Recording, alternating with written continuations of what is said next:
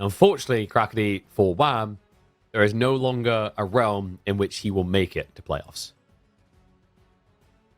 Yeah, that doesn't mean, however, that the set is completely pointless for these players. Depending on the outcome, I mean, it's still like tournament rating that these players are in the end going to be playing for. So if you get a good amount of tournament rating here from like a pretty good set, that could mean that you might be seeded better in the next tournament. So definitely still some things to play for here. And also, of course, money. And also, something that VortiX can try to play for is placement, right? Because B and him are mirrored in terms of points on performance in the group stage so far. The next two sets will decide who gets second. It's impossible to knock BC off of that first, and it's impossible for fourth place and third place to push it against fourth place rather to push him against him. So there's something on the line here, and of course a nice little commiseration prize of $50 per series win on top of that. So Exactly. Draft VortiX always seems to Knights sneak this Templar. Knights Templar. Yeah, like I don't know if you noticed that. I feel like he always seems to creep it in there towards the end, like it just goes ignored, and then he just pinches it away. I mean, players are like, they're typically looking at the map draft, and it's like, is there a water map? No. Okay, so I don't have to ban Knights Templar. Meanwhile, we always ban HRE. Honestly, I just want them to finally get... I think they just need a rework so we can actually see them again. It is a little bit sad they never come out, but at the same time, when they get picked, it just feels like an insta-win in the draft. Yeah, it's a thing, right? Like HRE, they do so many things so well. They work against most like really strong civilizations at the moment. There might be like niche situations where HRE might lose a matchup, but overall, like looking at it from like matchup basis in pro level gameplay, HRE has the most positive matchups, I would say. Like they're never bad in any matchup. Yeah, I'm like that guy trying to get them rebalanced a little bit every time someone brings up House of Lancaster and the Yeoman in the early weeks. I was like, HRE archers move faster and they're cheaper. I feel like it's not the same. It's like, yeah, but HRE has 40% better economy. It kind of is the same in terms of tempo. It's a very powerful element about the Civ. I hope we do see some tweaks because it means we also never get to see the new Black Riders that I think a lot of people were excited about. Yeah, Black Riders, I mean, they're certainly something, right? Like, whenever they come in, they're very expensive. They die to crossbows, but they're very fast as well. They come in at such a late stage in the game where typically you should have walls up at that point in time. So they don't immediately become insanely broken. What is broken is that if they come in a situation where you don't have walls, or they somehow make it past the walls and they suddenly activate their Mangudai-like ability, it becomes really tough dealing with them without losing that much economy. Yeah, it's quite a comical ability because it punishes people that have to run away, right? It's like, if you're running away, then I'm shooting you even faster, even harder. And it also has some tricky things with the, like, you can literally 360 kind of rotate to get kind of pseudo full Magadai effect where you can run away. But it looks like we're ready for game number 1 here. VortiX versus Wham, a series that could be the defining factor on who gets that second spot in the group stage, just behind Beastie. Delhi versus Malians is our opening matchup. A matchup that once upon a time favored the Delhi heavily. In recent times, the Pro Scouts maybe leans the way of Wham's Malians. But with the Pro Scout nerf, a lot of question marks to be answered. We're going to hop into G1 here in Gorge. Eat game number 1. I mean, Delhi versus Malians. That is like a pretty old tale, I want to say. These two civilizations, they really can go head-to-head against each other without needing to really make anything happen in Dark Age. Like, Delhi is one of those few civs that it's like they don't need to really worry too much about Malian's passive gold income. That goes in like pretty much every matchup, by the way, that Delhi partakes in. The other civilization has to react to Delhi contesting sacred sites. You can't, like, force your own game plan on Delhi. Delhi always forces their game plan on you. Exactly. And, you know, like, some people might not let me say this. I like the idea of more civs that have elements like that they can lean into. For example, you know, it's the wrong idea of how it came out, but the idea of, like, manners forcing you to invest is like the idea of, oh, I've got to do something about this play. Unfortunately, it's too defensive, but Knights Templar is a great example of how to do this right. Once again, around sacred sites, where if it's happening, I need to deny it, otherwise I'm going to fall behind very quickly. So I do like this idea of more mid-map objectives. That's why I've been a really big fan of the points of interest in particular. I think they're overall a fantastic addition to AoE4. Okay. You don't like POIs? That's why you're gonna be like, no, I think they're a POS. It depends on the type of point of interest. Like the one where you put like your villager inside and you get generate stone. I think that one's kind of like, doesn't really have too much interaction with it, I want to say. I really like how points of interest turned out on Enlightened Horizon. Yes. I'm not the biggest fan when it comes to mega random. It's just a little bit too random. Oh, yeah. I would love to see more maps that kind of embrace the Enlightened Horizon type. Agreed. It's like, it takes the good elements of like a Warcraft or even things that Stormgate tried to do that obviously couldn't deliver in full. I think there's a lot of like key things there that is quite viable. It's rewarding people for being present. And I think the biggest praise I have for Enlightened Horizon is literally the only map I feel has made Dark Age relevant and fun. Like, relevantly fun. Yeah. I agree with that, 100%. I don't think we want to have every map like that. I think there should be like... It's right? Instead of one, maybe have like 2 maps per rotation like that. I think per map rotation. You could maybe be a bit have more like different adventurous. versions of them. Yeah, like I think there should be additional POIs and apply in different places. Because like the reality check is, if we don't have, for example, new types of resources to gather and new interaction points, whatever we try to do, we're kind of just to a certain degree going to be forced to mimic Dry Arabia for balance standards, right? So like, I like that idea of different character. Like I even love the idea of having mountains that you could break through. You know, like you got to be really careful when it comes to the RNG factor. Like if you want to like have a certain element of RNG with points of interest, is that we already have a lot of RNG when it comes to map generation and like sheep spawn and whatnot. I don't think you want to like overdo it with points of interest. It's definitely a very tough one to balance overall, to like get the balance in quite right.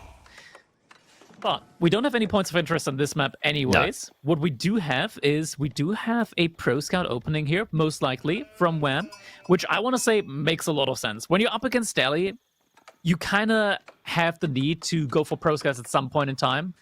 Because if you don't, your opponent will, because it's free. And eventually they will get all the deer in for free. So it's better for you to have them, of course, than for your opponent. Definitely. And obviously you can play kind of pseudo-aggro into Ghazi with the Warrior Scouts. They're not the best fighting, not the worst though. Overall, also with this spawn, just a really good one for the deer shoving to pick up on Scouts. On the other side, VortiX, of course, going to be prioritizing the Sacred Sites. Just very good map for Delhi historically for that reason. If you ever get to the stage where you're able to wall across the center, it feels super oppressive here. And there are those impressive cavalry boys. Ghazi, any game, any matchup where you can open Ghazi, I feel like immediately as Delhi, you feel like you've added 20% to your chance to win. Already getting the reaction there with the barracks coming in, so we'll have Donzos to help defend up against those Ghazi Raiders. Makes a lot of sense when you look at the spawn of the deer, both on the same side, so you will need to centralize your effort when it comes to getting them back. Looks like Wham might actually be going for his opponent's deer here, first of all. Okay, that's crazy. That's a little bit crazy up against Ghazi Raiders. And he is falling back. Yeah, I don't think you can pull that off. Yeah, especially that close to the enemy base. Very high probability of getting scouted out. So, maybe part of the thought process as well for Wham is if he goes to his opponent's side, on the run back, he'd catch the scholars running out. So, like, you get a double whammy there, potentially.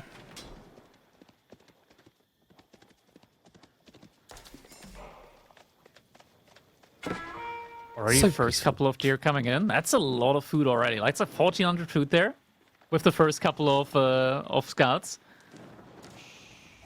Yeah, and the torch damage is going to start. VortiX is going for his own spears. Makes a lot of sense. You don't really want to go archers to invite javelins. Like, that literally means that Malians get the best composition, right? So, full melee blob also gives you a way of burning through the pit mines quicker.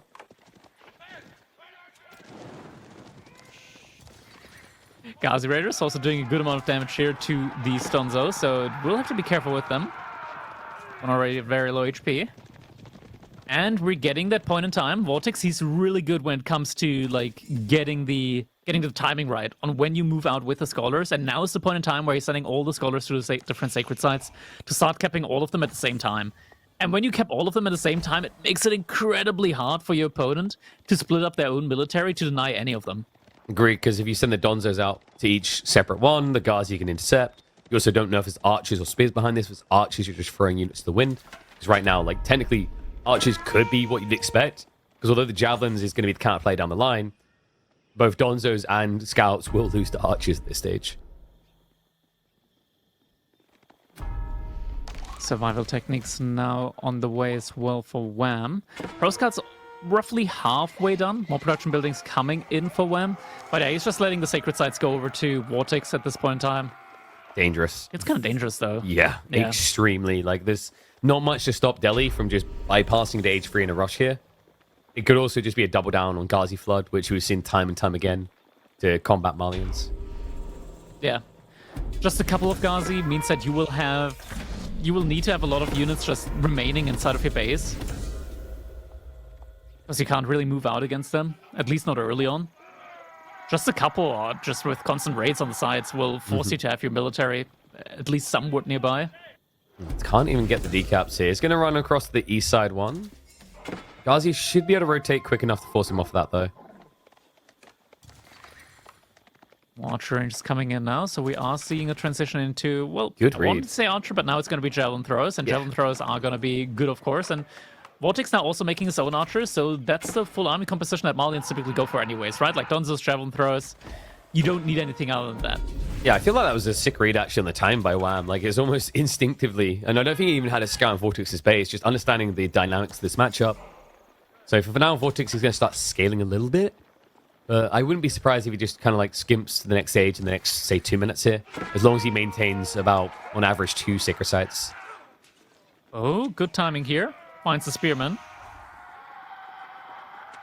Yeah, VortiX is done with the age. Look at the macro, look at the queue. Nothing new coming.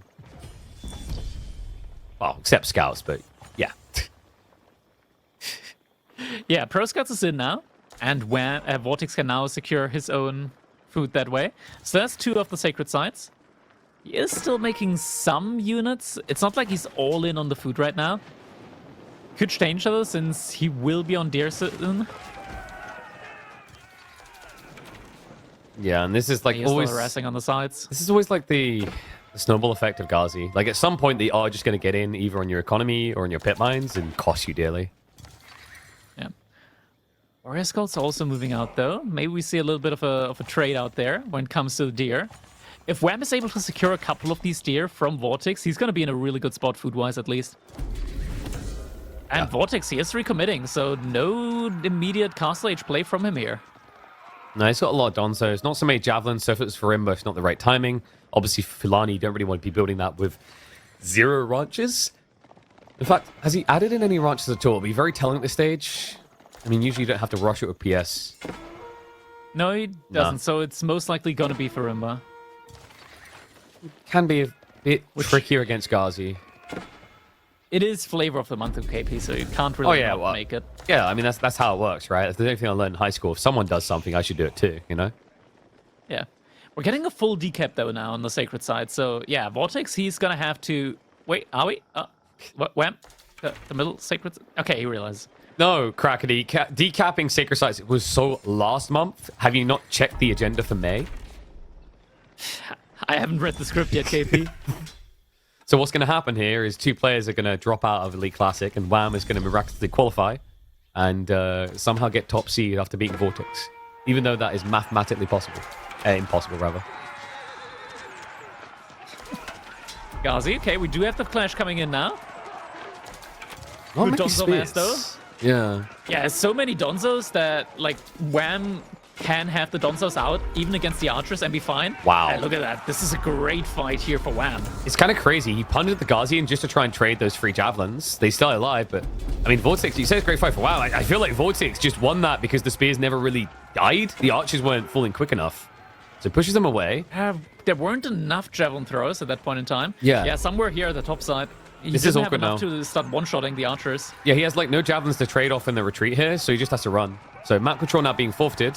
No blacksmith upgrades, or at least not enough. So more sacred sites also coming in, and on top of that, like the VortiX, he's min-maxing the food. Like look at it, he's barely got any in reserve. The wood is starting to stockpile a lot, but that's actually a good thing here. Usually Delhi, these days, these long feudals, it allows them to organically find their way into a farm transition. Big still microing back with the archers. Nice blocker The there. sacred sites once again captured, and third one. It's being contested.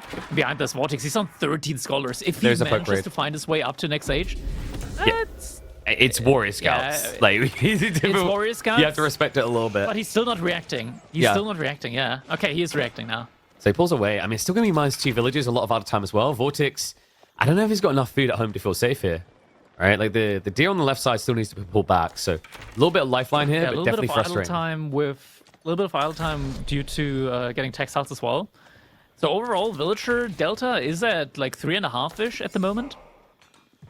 But Delhi, like once they go up to Castle Age, it's all worth it because with this many scholars now, technologies come in quicker than they do for other civilizations. Yeah, he just needs to solve for the food right now. Wham, I don't feel like this is a confident dive point. It feels like he's accepting it's going to have to go to the next stage. Units. Yeah, and I'm wondering, can we check for any ranch? Like, I'm starting to see a few so far. Sometimes this means the player's inclined to like double ranch and partial Fulani. Nah, it's Frimba. There's no way. Yeah. Like, if you go for Fulani here, you wouldn't have had nearly as many units in the intermission so far. Or you would be way farther behind when it comes to aging up. Some players have been doing it just not full Lani, right? They do like maybe 2 ranches maximum. Yeah, like the empty Fulani. Yeah, yep. it basically out of desperation. Empty and then they add them around. Yeah. It is going to be for Imba. Makes a lot of sense. We do have a good amount of javelin throws out. Not that many, but he is going to reach the age up a good bit of time ahead of VortiX. Yeah, and we call it this because it is actually far from Imba. 2 of the choices just don't feel good anymore. Yeah. Very linear in that regard, but it does feel oppressive. I think Reborn here could, unironically... Nah, the Ghazi Raiders are still... I was about to say, really? You want to die on this ship? It's weird, right? They have a lot of health. Like, they're a great meat shield either way. Yeah. I mean, like, they've been buffed time and time again on the HP front. There's also, like, Mansa Musafadi just always feel weird because if you've been playing Feudal, there's archers. So you don't want to build them. Even though the melee armor is incredible in that unit. Gazi. He baits them back onto the gold villagers just when the army arrives. Nicely played. It's a couple of good picks. VortiX needs that age up ASAP. Looks like he has been found on the flank by the sofa. Right? Nicely done. Can't really fight up against that, especially when you know the veterancy is on the way. So instead, VortiX idling more here. These small little raids just gave him a lot of value overall. VortiX once again going for the small raids there. Well, it's not a small raid, it's a good amount of cavalry. A couple of Donzos. Defend. And there we go. Poison javelin throws in now with veterancy. Here's armor coming in as well. VortiX is going to be able to age up soon behind this. Compound Defender. No cancel then. House of Learning. Just feels like he's not able to find that chip raid damage we'd usually expect out of Delhi here. Now, as a result, I mean, the worry here is you won't be able to be in position to vacuum those relics home with map control starting to be forfeited.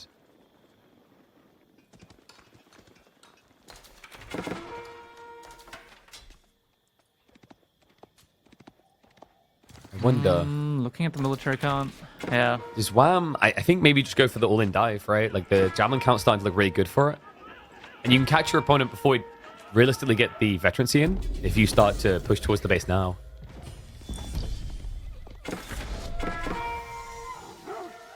Possibly too paranoid about it? I mean, now that he's hurt the tech up, though, you have to punish this. There's no way you let him get it for free. Scholar has forgotten how to pick up items. He's like me and Marine Lord learning to walk again. But he's done it. He's done it. His first steps. And also his last. VortiX is getting Lancers in. Into Donzos. I guess it's one of those... have a good amount of archers. Upgrades are coming in pretty quickly. Yeah. Can we actually hover over them? It's actually, like... there aren't that many scholars garrisoned right now. 40 seconds? Yeah. It's still... Oh, that's still quick. It's still very quick. Multiple Wolos coming in. Looks like VortiX, he just sent out a lot of his scholars in order to try and get some relics in. Wham's racing for them as well now. First of the imams in the field, second one to come. Homeblades still a little bit out here. Yeah, Dude, the amount of javelins that Wham has out at the moment is kind of scary. considering the army type that VortiX has at the moment. And obviously the deception of the numbers, like 14 of them being scholars, they're not going to be very helpful here. The villagers, so that count's about to go down. Wham, wham, wham. He hasn't noticed. That was a normal move command.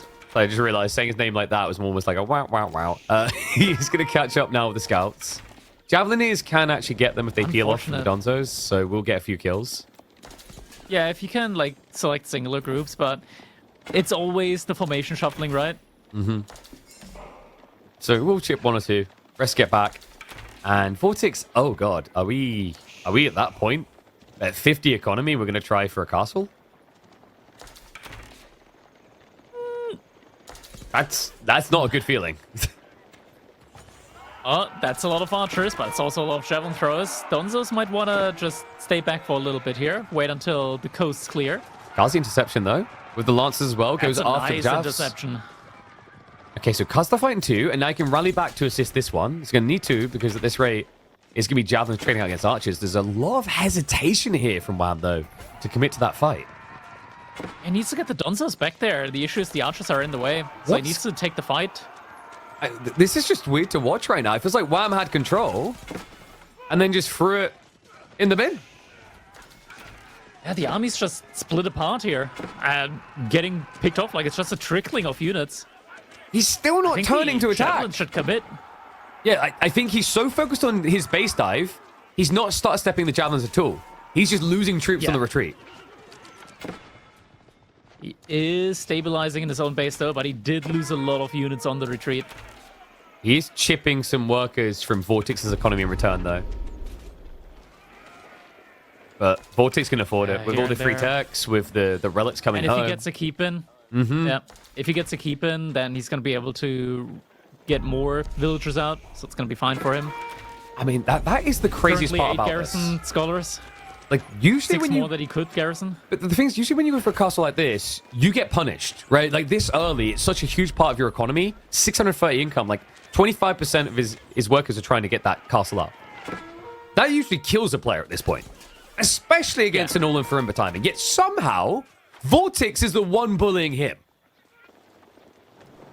That is pretty scary at the moment for Wham. Still, it's just mass archers. And Wham, he is remassing javelin throwers like crazy. It's just unfortunate that he had like half of his javelin throwers through middle, and then he got split apart by the cavalry. No, maybe at risk of getting his head split in 2 at this rate. This is the thing about the Farimba build. It is a tempo build. You don't scale well because you forfeit the Fulani. So if you start losing fights, there isn't really much of a comeback mechanism with this type of build. And the keep drop on the foot. VortiX, it's not even an economy keep. He's looking to end the game. That is disgusting. But I respect it. Yeah, I mean, we've seen it before, right? Like the Spanish strategy here with the keep drop, with the forward keep drop. Wham, he doesn't have the units in the right position at the moment in order to stop that from happening. It does feel like he's going to get put up. Does it feel like Wham's maybe been overly paranoid about taking this exchange with the archers? I think so. Yeah. I mean, just look at the body it's the check. best unit against archers, but he didn't go for it. That's the thing. That trade there was good for him, and that was when he was hesitating. It's crazy to think how different this game would have been if he was able to micro that group that was on the offensive, trading out against archers, but instead, VortiX... We're now seeing sofas. Okay, so far this stage... I mean, if your opponent stops pumping Lancers, makes sense, but if he keeps pumping Lancers, with Hone Blades in particular, it basically offsets the value of import armors. Yeah. I mean, more than offsets it, right? Like, import armor is 1 more bonus armor compared to normal knights. They have less HP, less damage, so... The Lancers are going to do a phenomenal job here. Granted, the Donzos are still a good answer to it. I think it's more about being able to snipe the siege and dive underneath the keep with all the bonus armor. Let's see if it actually pays off for him, because also you've got small things like that mill, the berry still alive that creates these little awkward choke points. Javelins are getting a freebie, though, with the dive in. Villagers are being rushed to repair, just unfortunately too late. Good pick off there by Wham. More trebuchets coming in, but this feels very much like an all-in at this point in time from Wham. Could be that Wham might also lose one of his trebuchets here. The timing could be just right. Oh, he turns around. Yep. Jackpot for VortiX, so denies the treb. Donzos will punish him a little bit. The rest should be able to get out. And there is a sofa raid. No, he came back at the perfect moment. VortiX was about to finish those berries, so Village is in trouble again. They do at least have the textiles, so should minimize the losses. Well, saving lives here. That's right, that wolf was going to kill them all.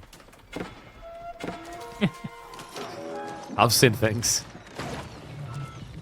Mangonel's coming in next, and VortiX is prioritizing all the production buildings. Makes it very tough for Wham to keep pumping out units. Looks like VortiX forgot to queue up some freebies, if I'm not mistaken. Is he?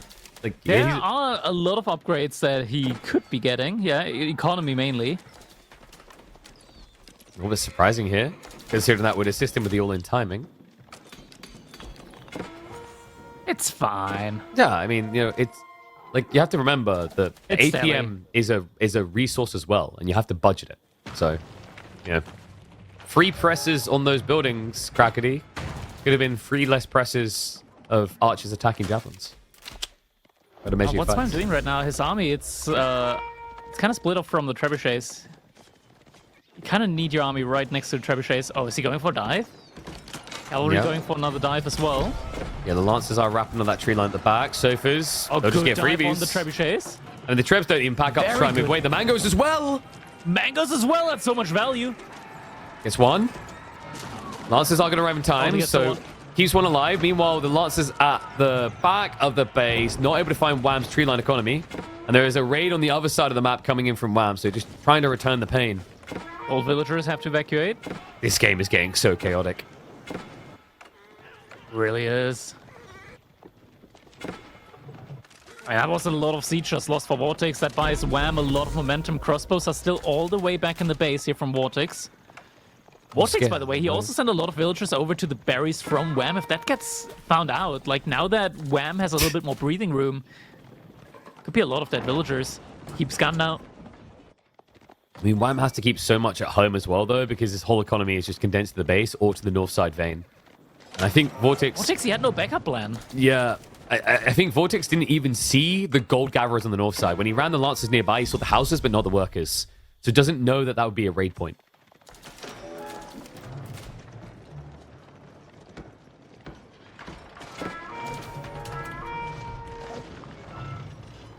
Mangoes have been rebolstered by VortiX, but I'm more concerned about who's going to be standing in the way of these sofa.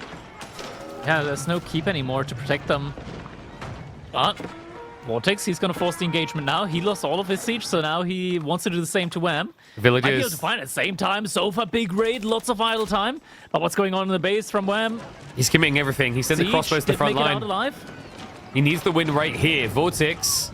Military numbers favoring from the time being, but it doesn't feel like it's going to be for long. The sofa, meanwhile, absolutely hitting the jackpot. Back home. Mango wallop decent. The landmark victory not feel feasible. Siege. Almost gets it. Almost gets it. They can just find the economy. And now the sofa turned around, but there's the crossbows.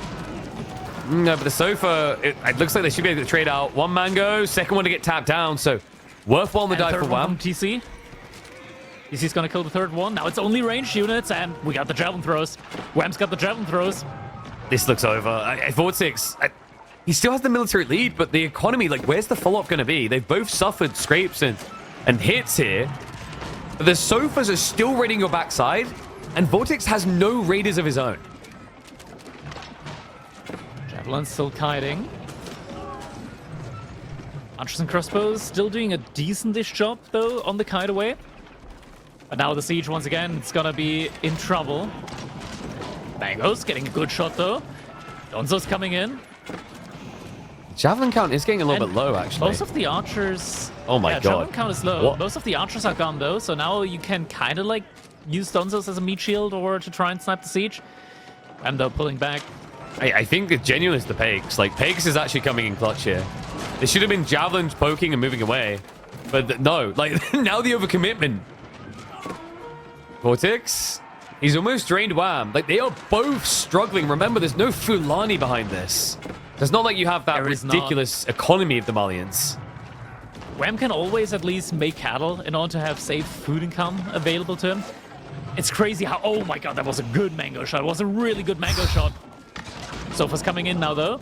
The Sofas just feel unanswered at the stage. And, yep, there's no answers left. GG gets called. Game number 1 goes to the Canadian.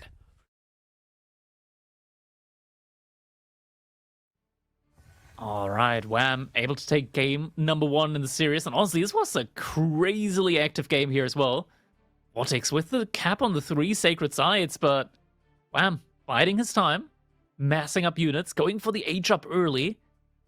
It looked very shaky there at the beginning after the H up.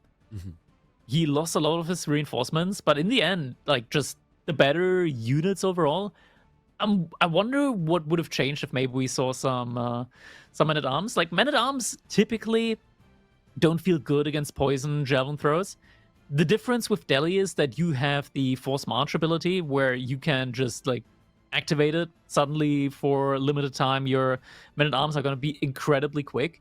You can move on to the javelin throws and then have them fight there. I swear that ability does not get rushed enough. Like, it's crazy. I rarely see it, but when we do see Force March, it completely changes the state of games. Yeah, this fight. I mean, this is crazy as well. This one from VortiX, just to try and kill 3 javelins. Maybe seems a little bit overkill. Not sure if he needed it entirely, but just shows you how confident he was in the engagement. Like, archers normally are a no-no against javelin spam, but we saw Wham's build very different. It was a pretty even trade. Yeah, it was a very even trade overall. Destruction value was fairly similar between them. At this point in time, Wham took some much better trades, but here, this is where it all kind of like turned around when VortiX with the cavalry found all of these javelin throwers here. This is where things start becoming a lot more shaky, and you can see like destruction value suddenly started turning around a lot here at this point in time.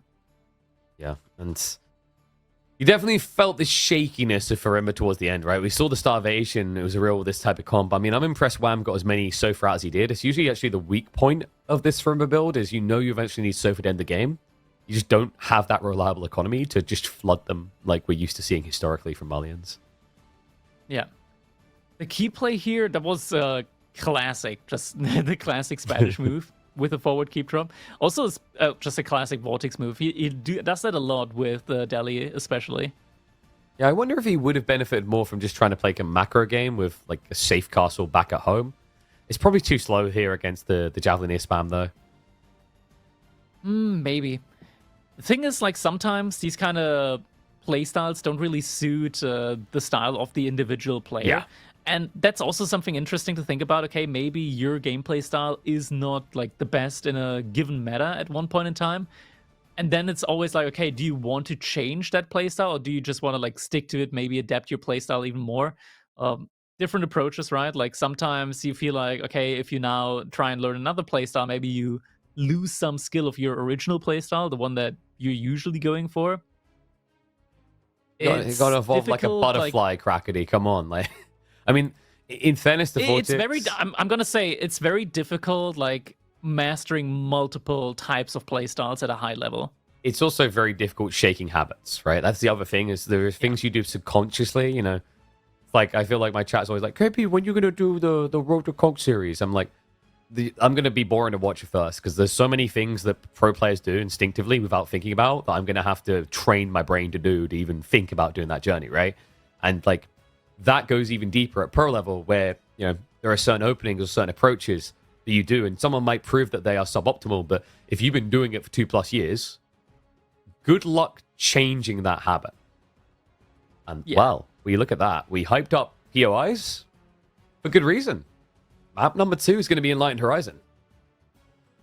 Exactly. So we will be seeing those points of interest coming in. And not just that, we're also going to be seeing Knights Templar up against the Japanese. And I got to say, personally, I think Japanese are pretty good against Knights Templar when you're looking at like the different unique units that are out there for them. So you get the Chevalier Knight coming in. Less armor, so in theory, Onabagashas aren't as bad against them, or you in general just have enough time to go for fast Castle Age, and then you got the Mounted Samurai. In Castle Age, I mean, granted, Japan doesn't really like making ranged units anyway, so the Janitor already sees not a lot of play. Might not be that valuable there as well. I think, honestly, like, the Heavy Spearman, it's just very slow. It's just very, very slow. Also, not that great of a unit. And honestly, the crossbows, the January's crossbows, it's supposed to be like an infantry counter, but it gets absolutely trampled by Honor Begeisha. Yeah, and this kind of goes back to like the weird thing with Knights Templar. I feel like it's a civ that you almost make the commandery choices more based on the bonus than the unit itself. That makes sense, right? Like, yeah, you know, the production speed, the gold discount, and then Genoa is the most obvious one with the gold increase on pilgrims. And then the weirdest part about Knights Templar, and I remember I felt this the first time I played it. I didn't want to build archers, but I should have been building archers. You know, it's like it's the best unit. You're like, I want to have so good with the resources. You're like, I want to have the heavily armored dudes, man. I want to have those big brawly men in the heavy armor. Well, let's see if we're gonna get treated to them because we are hopping in to Enlightened Horizon. But the heavily armored boys might be coming from the other side. Wham with the Japanese, and both of them playing those Raxes forward. It's gonna be VortiX in the red on Knights Templar to answer. And this is always such a like risky move, putting the barracks forward. Now, like, it's at one point on one side you are going to be able to capture up the point of interest here, start generating resources. The point of interest, if I recall correctly, it's worth like 2 villagers worth of resources, so it's definitely worthwhile getting that one early on. Isn't it 1 or like 1.2? Because it's 45. Without upgrades should be like a good bit more than 1. Yeah. Because like both of them combined are at least like 2 to 3-ish, but yeah, it's a lot of different resources at the same time that you're getting from it. Yeah, what's the base rate on a village? I thought it was like on average 40-ish. It depends on the on a base rate it's like 38 for most resources. Some resources it's even less. It's like 32 on some resources. Yeah, I think like food is maybe on sheep might be a 38 or is it 45? I'm trying to remember because like sheep is obviously a little bit better than some of the other rates. So you're right though. It's like it's 45 because you get 0.75 food per second. So like a little bit lower for the idea of you have to pick up and then drop off. But yeah, like the biggest thing is like even if it was only 1 villager for the merchant camp, the most important thing to remember is if I play for it and you don't, that's actually a 2 villager difference, not a 1. Yeah. So base gather rate for wood, for example, for every civ other than like Knights Templar is 31 resource per minute. You. Berries is what is berries? I think berries is like 37. It's about 37. It might be 38 because it went up, right? It's less. It's 33. Okay. It's 33. It's at 33.4 because of the change. That used to be a little bit lower, didn't it? And then they increased base rates. And then sheep is still 0.75, I think. Which is sheep is the normal 37. Gold is 37. Stone is 37 per minute. Right, I thought sheep gathering rate is 0.75. 37, I mean, like, per minute per villager. Yeah, but if you... Isn't 0.75 across 60 seconds 45? 75? It's 45, no? We're just mathing sure for the start here. Am I NA mathing right now? I'm not sure where you... These are at least the numbers that are being used by the production calculator. I think they're semi-up-to-date. It got updated for the new civs. But, like, if you times 0.75 by 60, it's 45. Is the drop-off distance but you gotta bad? put the... There is some drop-off distance, like drop-off animation and stuff like that plays a role in there. Yeah, I'm surprised it, like, equates to that much of a difference, though. But in terms of what's happened in the game, love this from Wham. He's just diving into pressure onto the merchant camp. He forces VortiX to stay here. In terms of what happened with the samurai, goals... This is what I want to talk about earlier. Like, putting these buildings up forward, it is a risk. It is a very big risk, and we see that risk playing out right now is VortiX just not having full security on these buildings there. VortiX, though, is also going for his own aggression there. So Samurai might be doing a good job here against these spearmen now. Yeah, and now that the upgrades are coming in, this story could change. The problem usually is if your opponent just blobs spears, you tend to lose with Samurai anyway. Like, the maths doesn't usually check out because you just kind of get out-bloated and then out-paced, right? But I love the way Wham done this. Like, he disrupted the flow of things. Went for that merchant camp, really screwed with VortiX's timings a little bit. We do have the Kurosawas coming in later. The problem is going to be now, like you said, with the harder stats now coming in, like Wham can't run away. So he's just going to forfeit the boys. Didn't even get the merchant camp. Another option there. At least he managed to decap it, so that's already value gained here, right? And he does still have a good amount of samurai. They could be coming from front now, from his side. And once the storehouse finishes, he's going to be able to get them upgraded to the early samurai. I think we're getting the mass samurai build, right? Like, we saw this yesterday from Puppy Paw. He can't. The Chevalier's coming in. You don't think he'll try it anyway? I think it was just the early play up against the Spear, and I don't think you want to do it that much. Because I think, if I remember correctly, it was Japanese versus Ottomans when Puppy Paw done it. And I know Sipahi aren't quite Chevalier, but kind of similar stats, right? I'm fully on board with Mass on the Bogeisha, though. Of course you are. It's only 2 melee armor, right? It's only 2, yeah. Only 2. I talked about it earlier. Like, Bannerman, you can, in theory, double buff the Bogeisha. Yep, so we just need to rush on the stone at 6 minutes in. Easy. Nothing weird about this build. Look the other way, please. But Wham, it is going to be the castle play. So, lightly looking at Floating Gate. I don't know if you really want to be monking it up here against It's going to KT. need a little bit more wood because this house is about to go down. I'm not sure if he realizes yet. Does he have an outpost on his gold? We don't have... Yeah, he went for the outpost is outpost, but no finished, house. so- Oh, God. I mean, the outpost play makes sense, right? Like, you need the defense there on the gold, but he is going to get the resource next up for the house. But yeah, this feels kind of bad now. He's sacrificing a lot of map control, and it is going to be, like, the double point of interest now. How long VortiX has is making that full use of been that as there? well. He's going for the pilgrimage. Yeah, it feels like... Is that 2 villages, maybe he misses Two out on? even. Like, close to 2, maybe. And VortiX, like, this is the thing, though. Like, if you don't contest the map, these pilgrims are going to allow VortiX to catch up fast.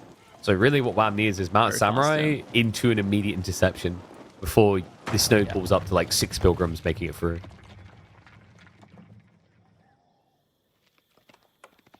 Blacksmith also coming in here.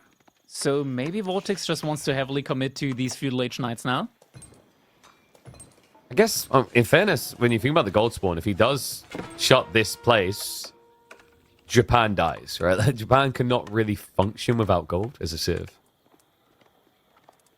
Slowly, if you get like the Yoroshiras in, right? But yeah, it's going to be a very rough spot from there on out. You might need to legitimately go for an obligation just because they're cheap. You can trade out some resource for them. You can't trade out resource for knights just because it's so much gold that you require for each and every one of them. You know what's sad is the amount of people that end up having to trade out for resources, and then they want a Yoroshira drop in the forges. No one ever Yoroshira drops into a marketplace. Yeah, I think everyone just forgets about wonder it. why. You even wonder why. You get gold. Yeah, but it's like so much more expensive, the market compared to a forge. That's true, but like if you're going to be trading resources, you have it anyway, right? Yeah, I think it's that's just true. I think it's That's just true. forgotten about, right? Early it's ramp push now. Yeah, this. I mean, it makes sense with the Flown Gate coming in. Like food income. Can we check? He's got the deer. I think he's out of sheep already. The Kura has got a few farms. I don't know if this is overly ambitious from VortiX, especially with it now We're getting a looking like barracks. Samurai. Yeah. Okay, yeah, so Samurai it could be. I told you Mass they were Samurai obsessed with this. This is weird. I'm not gonna lie, like this is actually weird, especially against a civilization that has access to early knights. I'm not even sure if he's seen the early knights so far. Can we check the outpost line of sight? Like, has he seen those units out there? Like, Yeah. he does Yeah. know about that. Crackety, I watched He's his fully aware. brother do this against Ottomans yesterday. Like I'm parked in my seat for the weird Japanese, and there it is, the commitment. Sure, drop inside now. Gold is good enough, so he will be able to pump out a decent He's amount gonna of be able samurai. to get a few out. Yeah, he doesn't have. Wait, he doesn't even have the early samurai upgrade yet, though. No, he's These are prioritized still getting them Dark out Age first. samurai. Second racks So as he well. needs harden and then he needs veterancy. The other thing, by the way, is if VortiX ever has to fall back, remember, he can then rush you on the south ramp. That's the thought process that I think they indulge with this samurai build on this map, is it's very quick to enter the enemy base. That's true. I mean, in theory, Wham, his enemy's army is a little bit out of position. If he has the opportunity to just go around the other side now, he could hit VortiX. The issue with that is that he doesn't have any Pierce armor upgrades yet, and his Forge just got destroyed. Yeah, and this is the tricky thing about this build. Like, what you're watching is a less effective version of what the HRE could technically do on this map if they didn't get banned in a series. It's like a Burgrave type effect. Veterancy has come in. We got enough gold for 2 more Samurai. Woo! That's it. No Pierce armor yet. No Pierce damage yet in as well. No health for this The raid. Chevaliers, they're doing good damage. Yeah, I've got the Katana Bannerman now arriving, so the buff aura is there. Still not in just yet. VortiX is going to bide his time backing away here. Rams have done decent damage. He's just trying to catch him full-on right-clicking onto the Ram. But instead, it's going to be an engage. 2 Samurai to go down. Wham, he is now officially out of gold. He's taking the fight. He will get the win here. No more gold at all for him. Actually, okay, he did well. That fight went a lot better than I expected here. Yeah, the problem here is like these spearmen aren't exactly going to be hitting very hard. The archers were not ready, Steel Arrow not in. So Wham found the succinct timing, and now, look at that, a switch into Yumi and a reclaim on the gold. The Chevalier are on the way back in, but as was just proven, not exactly a match for Castle Age men-at-arms. Butcher also survives. It's not that much damage on these units, and yeah, Wham, he's threading the needle right now. VortiX might need to think about a Castle Age up follow-up now behind this. Already has a good amount of gold in the bank. A lot more about to come in as well. Wham's walls on the way. Yeah, ambitious maybe. And we'll find another Time Villager does go down. Backstab here. Might find additional. Kills here. Ah, yes, we found the weakness of the Samurai. They're quite, I don't want to say chunky in a shameful way, but they don't know how to run very fast, do they? Yeah, now with a lot of archers, once again, like, no Pierce armor, and this time VortiX does has Pierce damage. Yeah, so VortiX it's gonna start taking better and better engagements here. It just feels like you're basically maybe killing 1 spear and losing a Samurai, which is a terrible exchange, even more so when you're meant to be so strong for being an age ahead. VortiX, he's ready to pull the trigger, and we have to remember, for Knights Templar, this comes down quick. 45 seconds out, Republic of Genoa now on the way. Right, blocking that charge there. Relic about to be coming in. Actually, second relic in as well. It's going to be 2 relics secured. Makes sense. On this map, you have the Carmel effect. Both your starting golds are baby veins, so with a comp like this, even, you start to burn through fast. Chevalier do get a freebie onto the Yumi. Meanwhile, archers just keep kiting. Never look back. Chevalier just being so annoying. Wall's not up yet. We'll dive in there again. It's going to be found. Might even be worth killing the Monk here just to slow down his relic grab. And, oh, cheeky. Oh. VortiX. Oh, the alive. body That blocks. wall. Perfectly timed there. Traps him inside. And we run. This is annoying though, because you can see Wham, like, this many villages over here, he's running out of food. So the longer these Chevalier are alive, these berries. exactly, the more frustrating this becomes. He does have some farms working for him, but not that many. But with the walls, does secure the next gold there, and Scout has been killed, so there are 3 sheep there, which are making their way away though. They're running. They're on the run. We just double checked. We are definitely watching a Wham game. More walls. Yep. It's something like my favorite part. Like I called him out in the past. Like, you say that he walls a lot. He's like, I don't wall that much. It's like, it's the meta. And then we're in the meta where no one else walls. And he'll always find a way to somehow make these type of walls work. Tricky though, archers. I mean, you got it, right? Like, against knights especially, it's just a situation. Oh, Oh, these are veterans see already. And on top of that, an archer group is now diving north side. So the wall's going to get intercepted. Also, the gold vein, he built the wall right next to it. So that could also get shut down as well. We'll lose some more villagers. Going to have to evacuate. 1, 2 villagers down. Suddenly, villager lead for VortiX. And he doesn't even, like, the Civ isn't meant to have a villager lead. No. And check what's else coming here. It's so slow, but Templar brothers. These are going to be the unkillable kings of this fight. Because it's Samurai Yumi, the worst thing you could imagine against these big boys. Also means, though, that Wham has the barracks to potentially just go into mass spearmen now. Granted, VortiX, he's still making a lot of archers. Man, these knights are coming out very quickly. Just enough to kind of keep that harass up, slow Wham down. Behind this, we don't have VortiX looking at relics himself, but he's at least playing blocker to the remaining 3.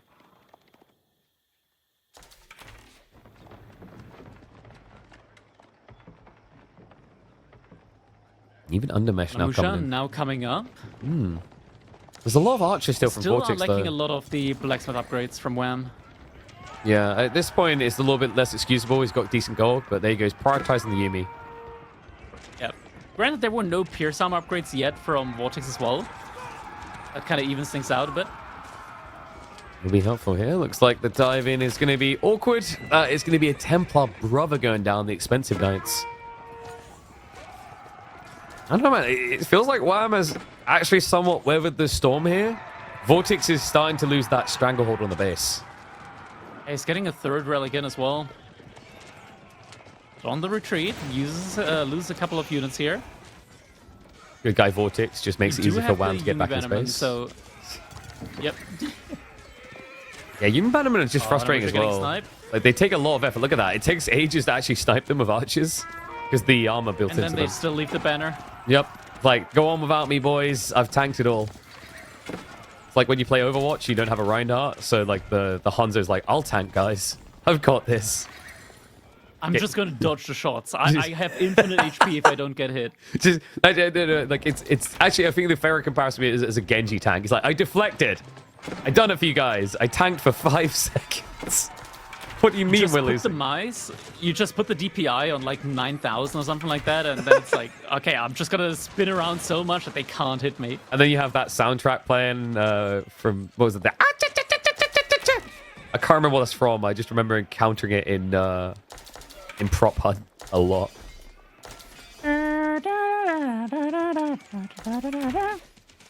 Something like that. No, it's just generally a be guy. Careful when you hum melodies because, yeah. No, I was going for. DMCA doesn't.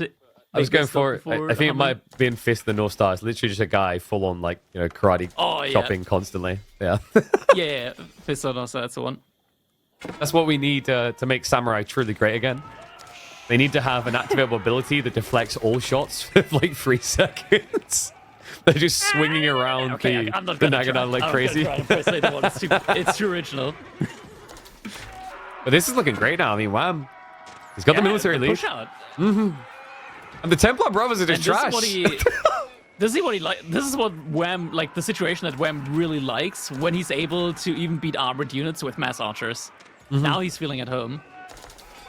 Pierce 2 armor was missing. Pierce armor level 2. It's all about those Yumi, man. I mean, the Canadian bros have been crafty with this type of build for a long time. Like, they convinced me it could even beat Delhi at times in the weirdest of fashions.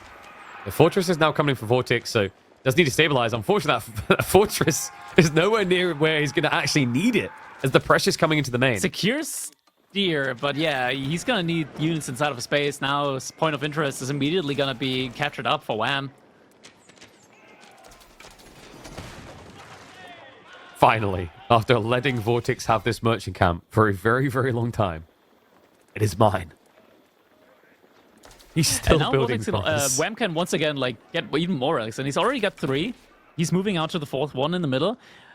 5th one, I mean, the fortress got to protect that one, but yeah, this is not a bad spot at all for Wham right now. He's got such a massive military lead, and VortiX is completely out of food. He's only just now about to get his food income back online, thanks to those deer, but he's not going to get any more gold now with the pilgrims. Another fortress coming in.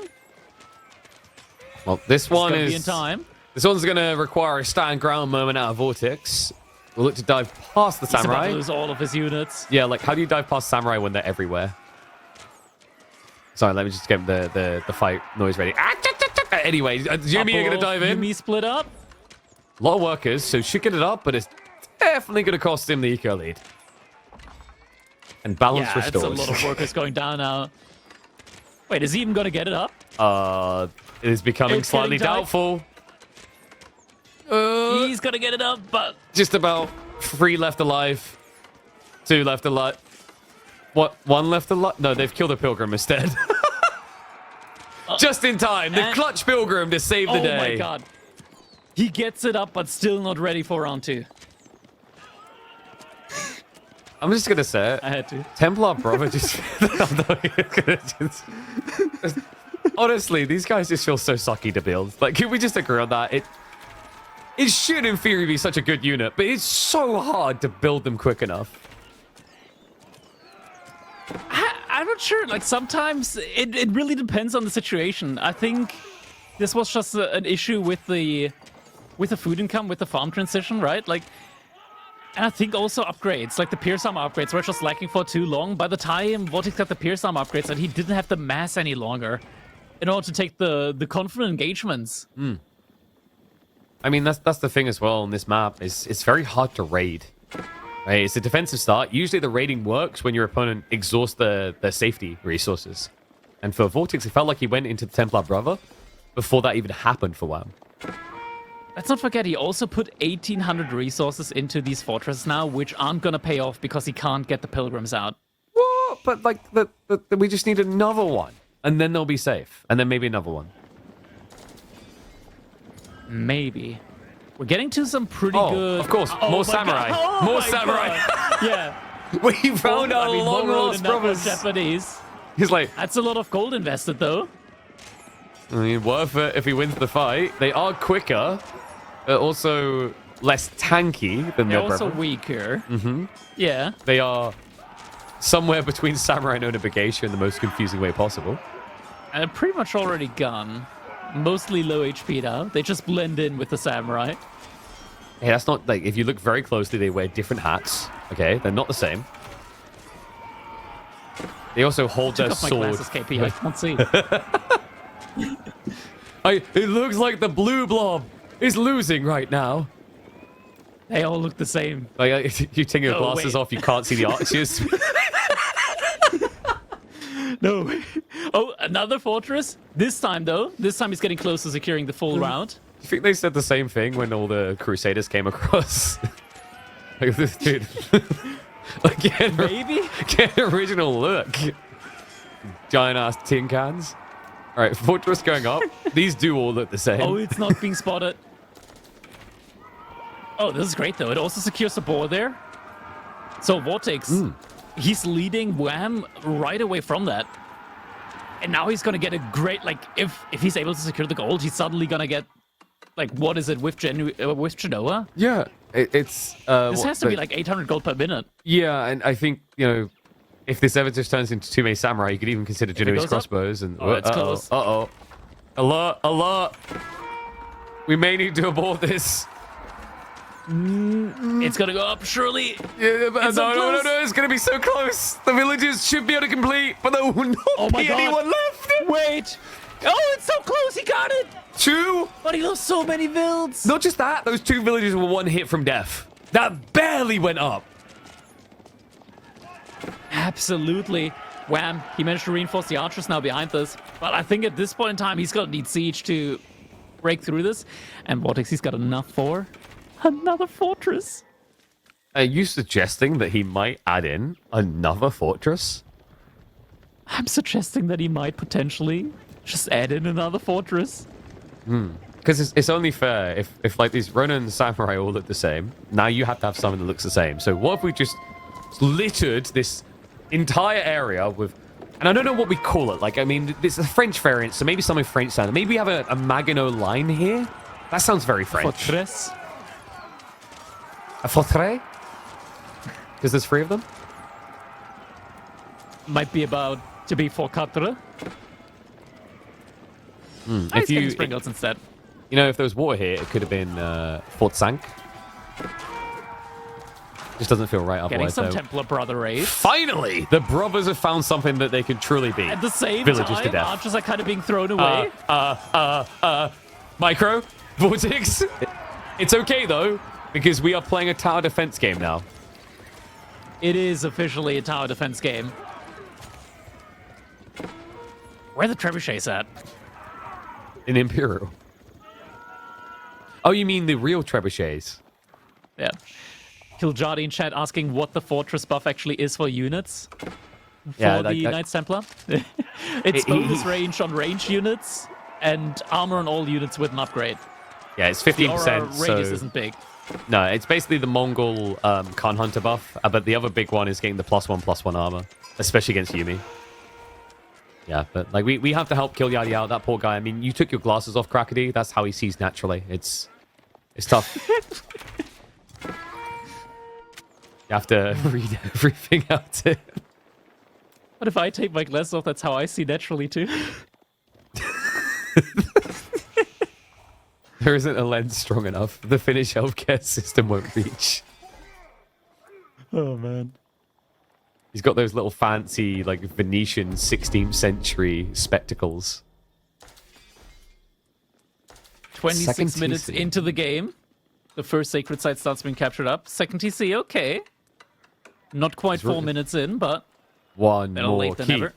One more keep. Another one! There we go! And it's on stone, so we can get even more keeps in.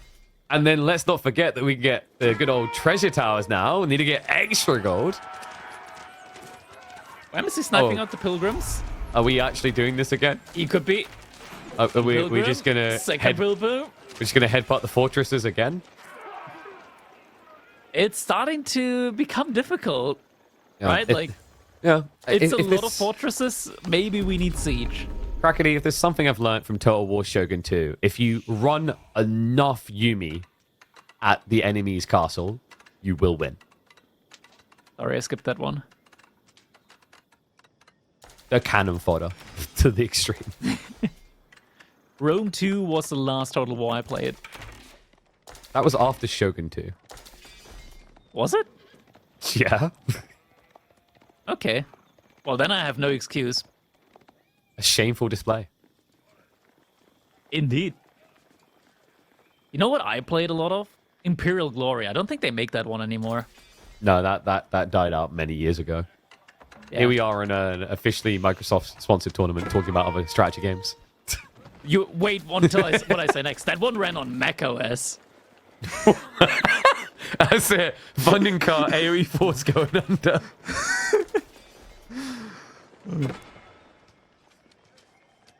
There is a gap here, by the way. A slightly big one. All right. You hear can me. go through, but then you might not be able to get back out. Are we getting horsemen? Wham really... I understand Wham. I understand Wham on a mental level here. I also dislike Siege. So now he's going into full horseman spam. Yeah, but like in Which 10 makes minutes sense from now. against the units, right? Yeah, but 10 minutes from now, it will end up in Siege with Wham then afterwards saying, like, I didn't want to have to do it, but it's the meta, so I done He it. made me do it. Yeah. Yeah, it's always Was the getting sniped? excuse. You forced my hand. I mean, just look at all these I castles. didn't want to. He doesn't even leave a screen between them anymore. Yeah, it is crazy. Like, the fortress spam is actually real here in this one. If he caps that out at maximum keeps with Genoa and treasure towers, he will generate, I believe it's 2,030 gold a minute. Totally reasonable. It's stacking up. It's stacking up. We're about to be getting... Yeah, like right now, it's 4, going to be 5, going to be 7 pilgrims every time. You're getting plus 20% with treasure outposts. You're getting plus 30% there. It's 130 each. You're eating good. You're eating Yes. good there. Like 130 base, it goes up towards at 169, and then like the final layer, yeah, with the 20%, yeah, it's 203. I'm Like pretty sure it's 210, like 210, something like that. And it's ridiculous. yeah, that's that's it. That's 1,400 gold per minute, almost 1,500. That's enough gold per minute to buy yourself a friend. Like, it's that impressive. Crazy. I haven't googled I mean, how much with friends this would cost. income, with this income, we can like reasonably start. What making... is that? What? Okay. Wait, I was gonna say that's a little bit too ambitious. So we're going one tile further back. Yeah, but if VortiX just rushes an age up now, what if we just could have a way of building trebuchets without a siege workshop? Oh my god, yeah. Trebuchet emplacement could actually be the bane of Wham's existence there. VortiX is also making these palisade walls that are going to redirect his pilgrims. This would be so cruel. The amount of times that VortiX has barely got a castle up. If now Wham doesn't get a castle up. Okay, there we go. He has the army he's flood. going to get it. Yeah. It's like, oh no, I'm losing this fight. If only there were some towers that could defend me. Wait, Wham, he can just rush through. He needs to go past. Yeah, he needs to run past. Yeah. Like, this is worth fight it. The economy. It is so worth it. No Maybe leave a few fortress Yumi in the here. economy from VortiX. I mean, the irony is you find the economy of the Knights Temple on the front line, courtesy of those pilgrims, so that wave goes down entirely. Tech up completes. VortiX's farming area is now at risk. This is practically all of his reliable food income now getting ordered out. He may have to actually buy, and there it is. He sells across on the gold to try and afford the tech up. He's going to finesse it. And he's going to pull the trigger. Kingdom of Poland now on the way.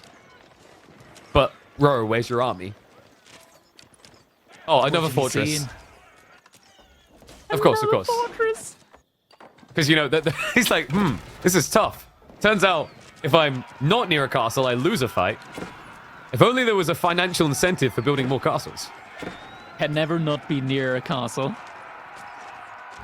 If I built them across the whole map, he can't even landmark snipe me. Oh, the poor pilgrims. About to be found out. Maybe not. They're trying to sneak past. Nah, you see them. They are not pilgrims anymore. They're tanks. They can't tank this. And I can't believe it. GG comes in. He gets the win. The gap just a bit too big. Incredible. An impressive here. Wham. Now leading 2-0. Honestly, like that, I feel like that's the type of game that scrambles your brain a little bit if you're VortiX. The swings and roundabouts of it, the mental gymnastics of Japan's position in that game and how they actually threaded through. I mean, for VortiX as well, I think, and you'll know where I'm going with this, so you've played enough Templar. You get to that stage, you almost feel like you're unkillable. You're like, oh, this is great. I'm in cruise mode. I have better economy. Like, it's just a matter of time. But wham, looks like he just chose the pitch perfect moment for that dive to seal the deal before it would have become impenetrable.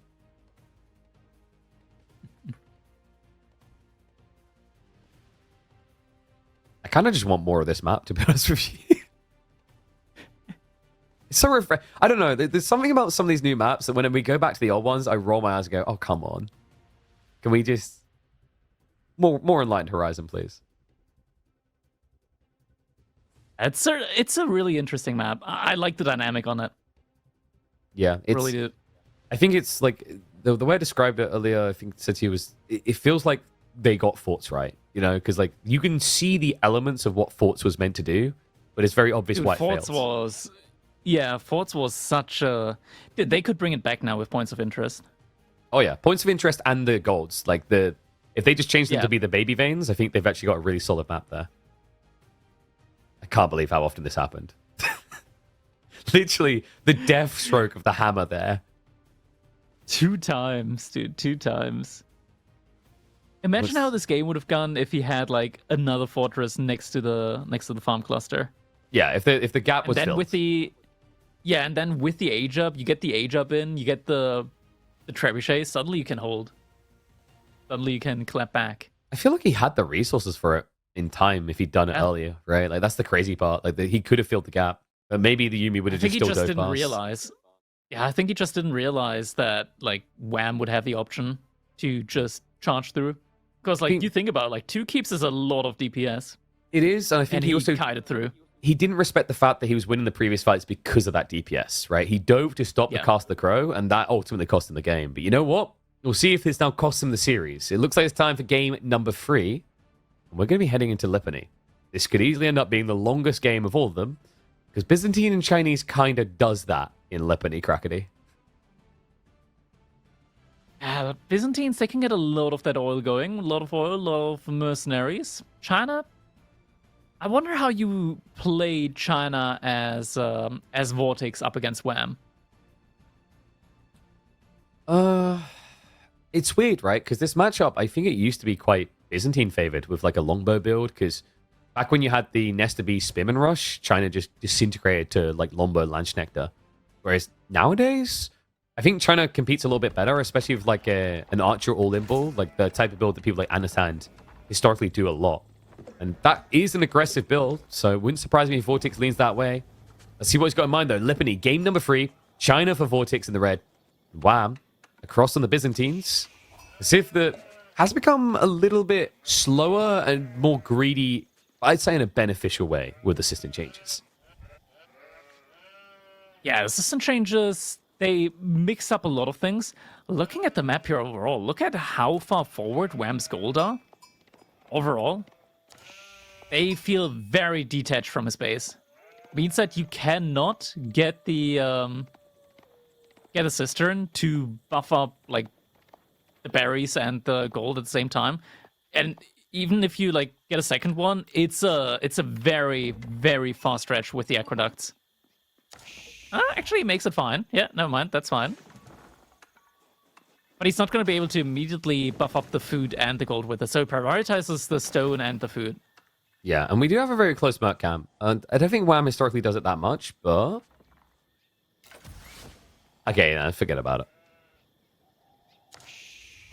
Yeah, It's like, I don't want that crap. Refund. Oh, wait about it. Wait a second. No, please stop. You sneak a villager, you go all the way around. Stop. You go for the hidden elephant rush. You've been watching too many Fae games. I think the undeniable king of neutrals, if you get it in a game like this, like with the close posts, it is Sapai Arbitrary. Like, I just think by far, there's nothing as good as that option. The pie are really nice. Yeah, I agree with that. Like, even the Arbitrary, because of the unique interaction with the foreign engineering company.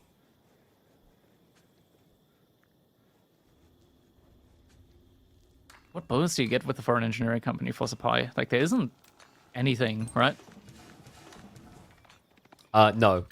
Which is kind of depressing a little bit, but you still get... Like, pretty much every other unit gets a bonus, right? It's like you're born into a family that's billionaires, and then you go, yeah, but like, you know, what unique, like, ethical trait do I have? It's like, you're a billionaire. Like, chill, Then Crackety, again, you don't need more.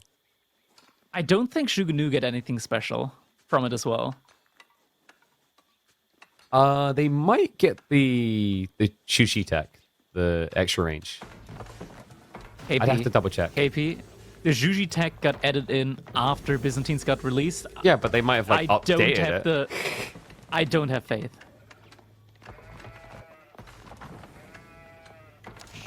I mean, like, are you kidding me? They've been buffing Byzantines recently. You should have faith. Buffing Byzantines? Okay, replace the Longbowman with the Omen. Please stop.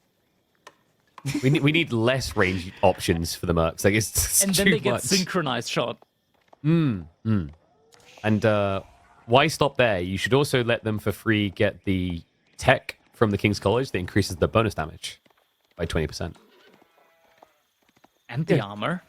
Oh yeah, padded jack. You're right. Like, I mean, it's only fair if Arbitrary get both gambesons and crossbow stirrups. Why stop there? Bill Hookler Midnight. Oh yeah. I actually want someone to go and create a like mod that is that easy, cool idea for a mod. It's almost like you create your own unique civ at the start. Like you buy, like you have a certain budget and you pick certain techs, etc. So yeah, like you could actually have Limitane with Bill Hook and Phalanx. That would be so much fun. Spear upgrades. Yeah, that would be so much fun. Teardrop shields as well. Mm-hmm. I'm telling you, that would be the most popular mod within like 3 weeks in the game. Man, you know something that's like absolutely broken and we don't ever want in the game again, but somewhat I want to see it again, just for like a day or so. The bug where you were able to research Phalanx infinite times. Oh god, yeah. I mean, we can do that for you. Like, have you not played the 10x mod? We've had that crap. But I wanted in a, you know how you need it in a situation where your opponent doesn't have access to it, so it becomes a really, really boring one-sided game for them, but you have fun. Oh, so you're a piece of crap.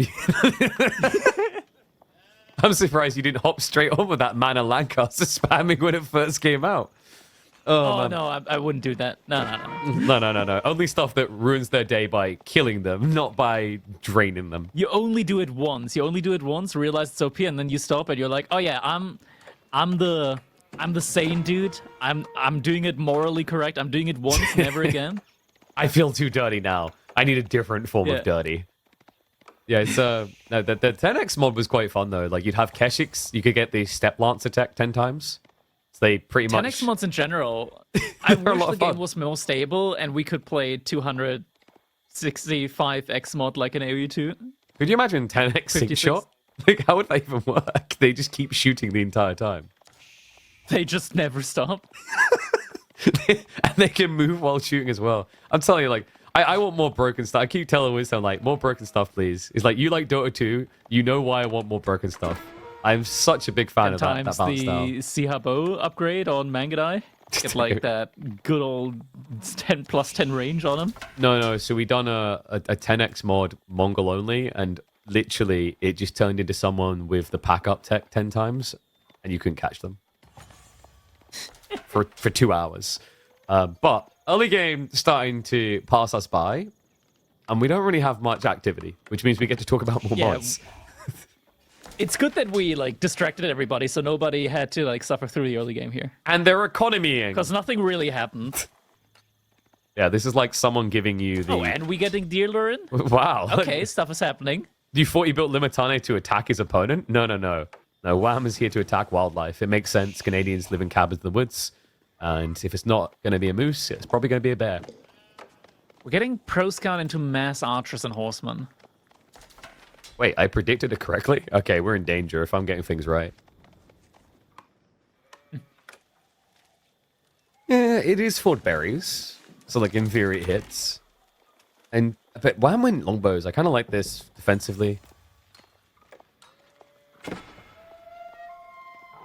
I like to look at the aqueducts on the minimap because they happen so early these days and figure out what they're trying to communicate to us. So... yeah, I gotta be really careful with them sometimes. Yeah, Wham right now is telling us he's a dyslexic Superman. Actually, more like a Zoro. It stands for hope on my planet.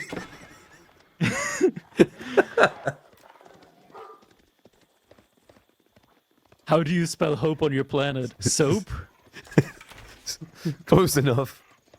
I say it with lisp. It sounds believable. Wham just added in his stables, and let's not forget, he does have a pretty good network at the moment with the aqueduct, so he could flat out horsemen quite quickly. And there isn't really a direct counter that VortiX has access to other than his own horsemen. I mean, this is the play. I feel like whenever you see your opponent go lombos, you have to expect this. The problem was I don't think VortiX ever saw those lombos. They were just vibing in the base. At least Gus does get picked off there. Polar bear ride. I mean, yeah, like, I would take that. You know, I've played enough Kislev to know that bears can be fun. That's what we need as a point of interest next Crackety, is that there'll be like something you tame. You have to kill it first, and then you ride it. You know, like the boar. By the way, yeah. also big shout out to Jigglypuff, who is currently also getting married. So big congratulations to him and Heather. That's right. Congrats to him. He's a pinnacle of proof. You can find someone that loves you, you can get laid, and you can also simultaneously... even if you do spam Byzantines, exactly. Everyone is lovable. Somebody who loves you. Yeah. Statistically, it's maybe like the only person, but like there'll be someone for you golfers out there. Yeah. Big congratulations, Jigglypuff. Oh no, he's trying to remove his S, which is now turned into a stick man with one arm and no head. They're playing Hangman. Like, guess the word. VortiX is like, is it wall? You got it. Yeah, it was wall.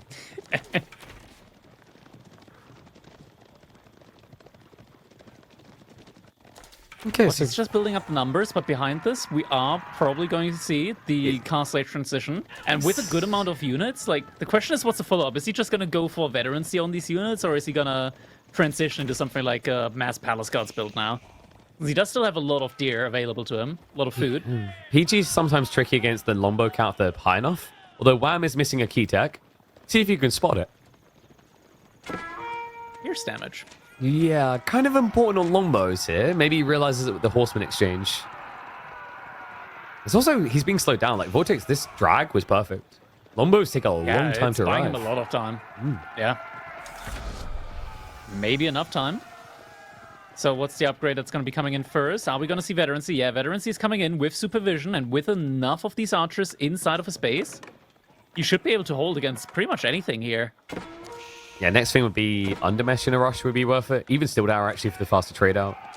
Horsemen are going to stab into the base a little bit. Not really much they could find, though. I mean, I guess he's going for the gold. Rush out to the next berry spot. That's a long rotation that Wham's trying to achieve, though. All the way around the back, and this is taxation afterwards. Rushed up.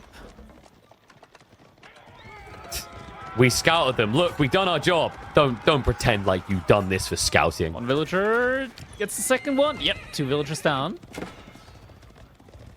Gold has been now vacated by VortiX, but it's turning into a healthy little lead here. And first Lancers have been queued up as well as the range damage too. Like, this is where the game now gets really scary for Wham.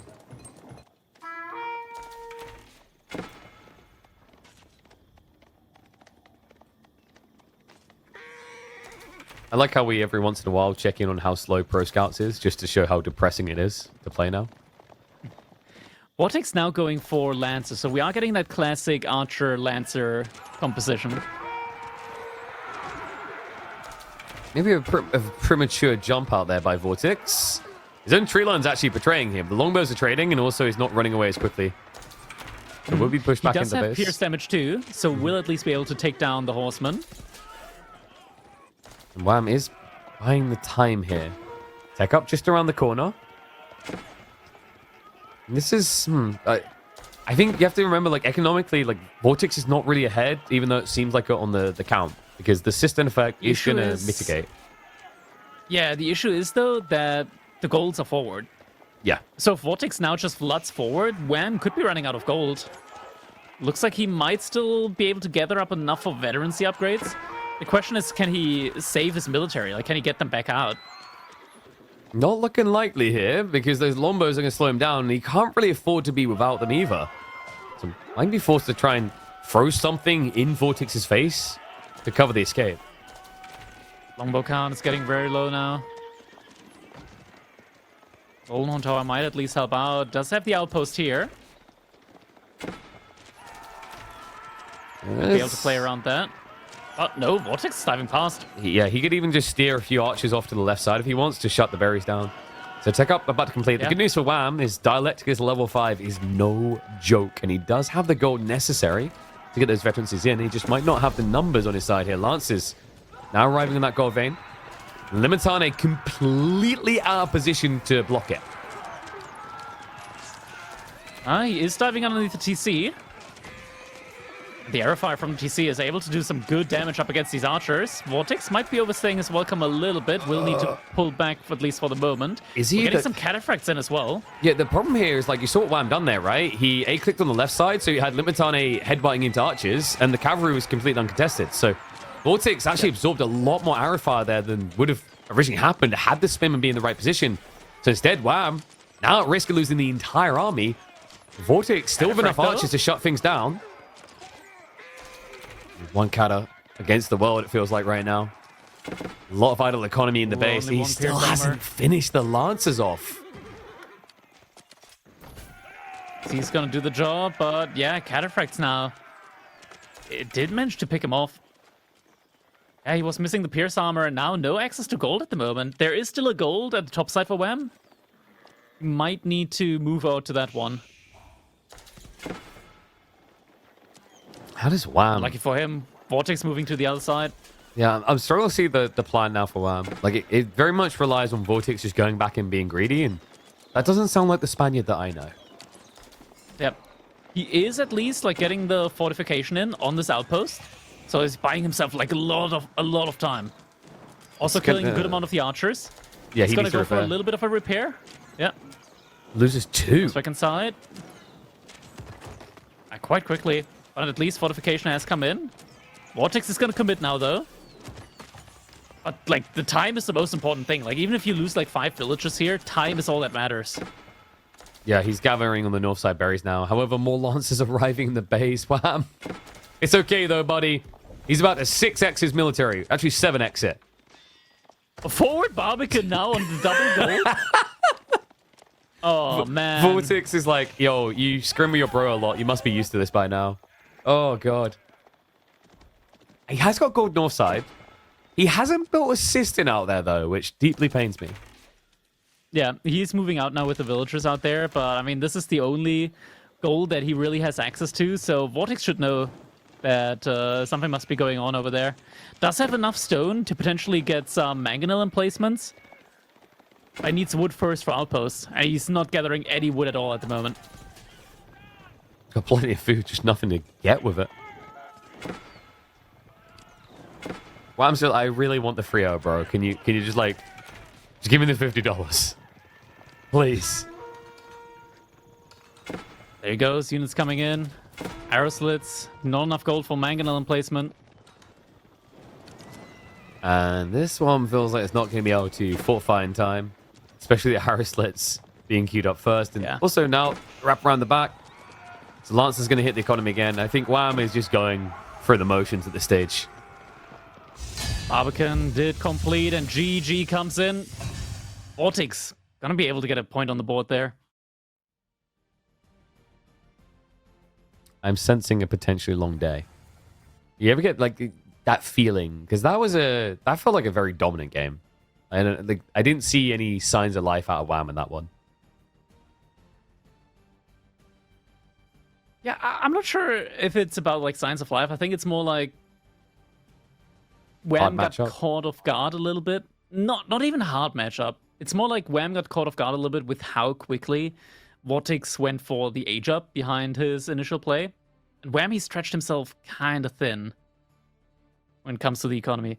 I'm not sure if he just didn't get enough sheep there to be able to follow up quickly enough. He did invest a lot into the horsemen as well, which didn't end up paying off that much. No, because he's... The 6-7 horsemen, at this point in time, he would have been able to click up. Yeah, he used them pretty much to guard the army, and VortiX forced that matter when these horsemen were rotating around them as they crossed the map. And I think that's really what was missing there. Like, if you're building horsemen just to escort, you feel terrible. Like, you have to get value out this unit early on. It's meant to be a raider. And what on earth am I seeing there on the upcoming match? Lancaster. That's a matchup that you don't see too many times. House of Lancaster versus Jean. That's an interesting one. Do you even like get resources from killing demi-lancers? I mean, not resource, experience? Yes, they have a cost to them. I think the cost is quite high as well. So like, really? Okay. Yeah. So wait, isn't this historically accurate as well? I'm pretty sure, like, yeah, Lancaster were still ruling when Jean went down. So there you go, guys. We're full history circle now, as accurate as can be. But I think the demi-lancers, I'm pretty sure it's like, if you hover over them on the UI at least, they have the cost of a knight. So we might actually have a situation where demi-lancers are bad. I didn't think I'd ever say that. That is quite crazy. The cost of a knight associated with a unit that is not even as good as half a knight. That's the bait. You pay 500 resources for the levy. You're like, but look, even just 3 of them, Crackety, it's 730 resources saved. Dude, look at my army value, man. It's crazy. Should have won that fight. I can't believe like a demi-lancer loses to a spearman. I mean, that's just crazy. I mean, come on. Like 80 resources. Hello. Look at the value proposition here. Oh, you can't even do Abbey of Kings here, surely. That's kind of eternal sadness. Because, you can't. Abbey is just because it's also like 20 experience for each one of the lords. I guess if you play defensive though, but then you're just letting pro scouts happen. So if you play defensive, then you want to go Castle of Lancaster anyway, like Lancaster Castle anyways. All right. Well, you heard it here first from Crackety. I hope you guys like manners. Yep, like I'm British, so I already see too much manners on a day-to-day basis. We created it. Manner. Different kind, but Sometimes it's just as tedious. I mean, what can I say? Sometimes when you're just queuing up in line in the coffee barista shop, you really just want to rugby tackle for everyone to get your frappe a little bit quicker. It's hard out there, man. Oh, yeah. Also, I need to get my energy drinks out now that we can see the distance. Reminder, guys, by the way, guys. Cappuccino for speed. For P? It's letters. You can't get it wrong. With the B. We want to wham special S's again. All right, here we go. Potential match point in now for Wham. VortiX just got a point back on the board. Can he go for the reverse sweep? We'll see if we're going to be seeing a game number 5 after this one. Because we got Wham playing as the House of Lancaster up against VortiX as Jeanne d'Arc. You know what my favorite part about Lancaster is? When people type that they want to have it nerfed, you get to go, ah, yes, Delhi nerfs at the same time. Like, devs are going to get confused and nerf them both. What is happening here? Why is VortiX gathering up so much wood? Is he out? Like, is he? He's doing a delayed racks opening here. Like, it felt a little bit slower. What? Why? Okay, because of the golden stone. Deer pushing. It's the golden stone. No, that has to be for deer pushing. There's no other reason to do it because House of Lancaster villagers have short bows. Yeah, and you'd think that, but I've literally watched multiple players outpost rush Lancaster because they don't have the attack speed. I'm not even exaggerating.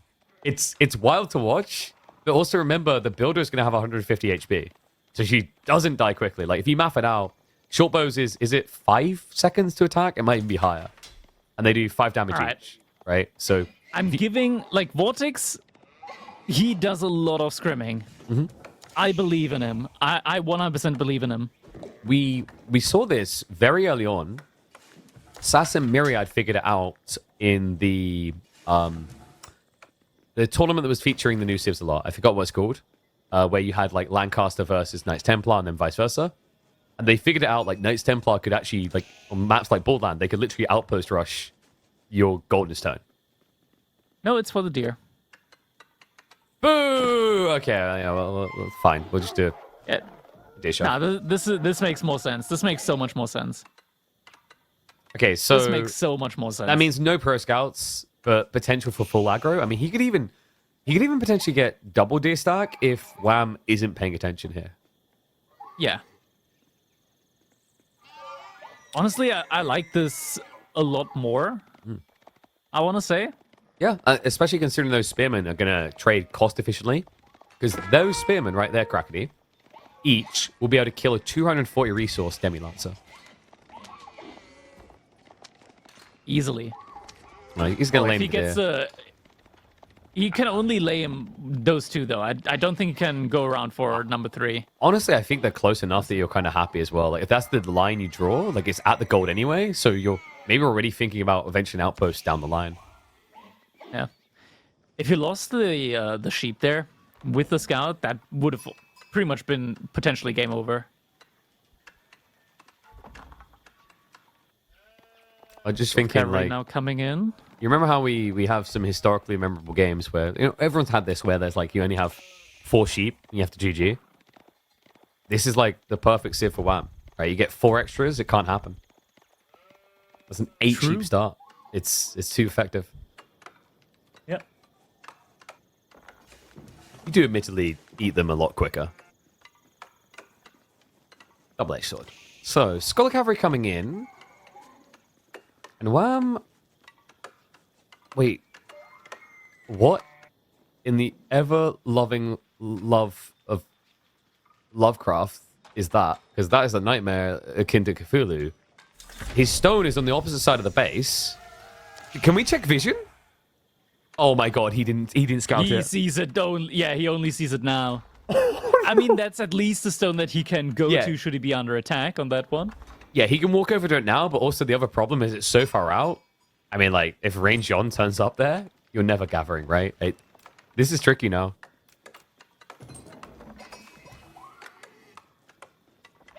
Deer are being shoved in now. So we'll have access to a lot of food safely underneath the CC. Not sure if he still will go for... Wait, is he going for 2TC now? 2TC Jean? Maybe go for a TC on the... No, it's the the next, delayed deer? outpost rush. Now I'm kidding. Yeah, it's TC. Well, no, because if you do it slightly norther, you can pull the boar in. So yeah, deer and boar from that TC. And he does it with Jean level 2, so the TC goes up faster. Yeah, I love this build. So it's something that kind of made me sad is when we had the 2 TC meta for Jean, people weren't really optimizing the timings for Jean to give the aura. But that aura is a really big deal. So 33% increase in build speed? So you can chop off like 40 seconds from your construct speed on a TC. Ooh, what happened to Wham Stone? He's missing 2. Oh, he's got to send another villager out to the stone. I'm sure we could just leave this one here. It's not like there's going to be knights coming. It looks like he's only going to go for 3 manors here.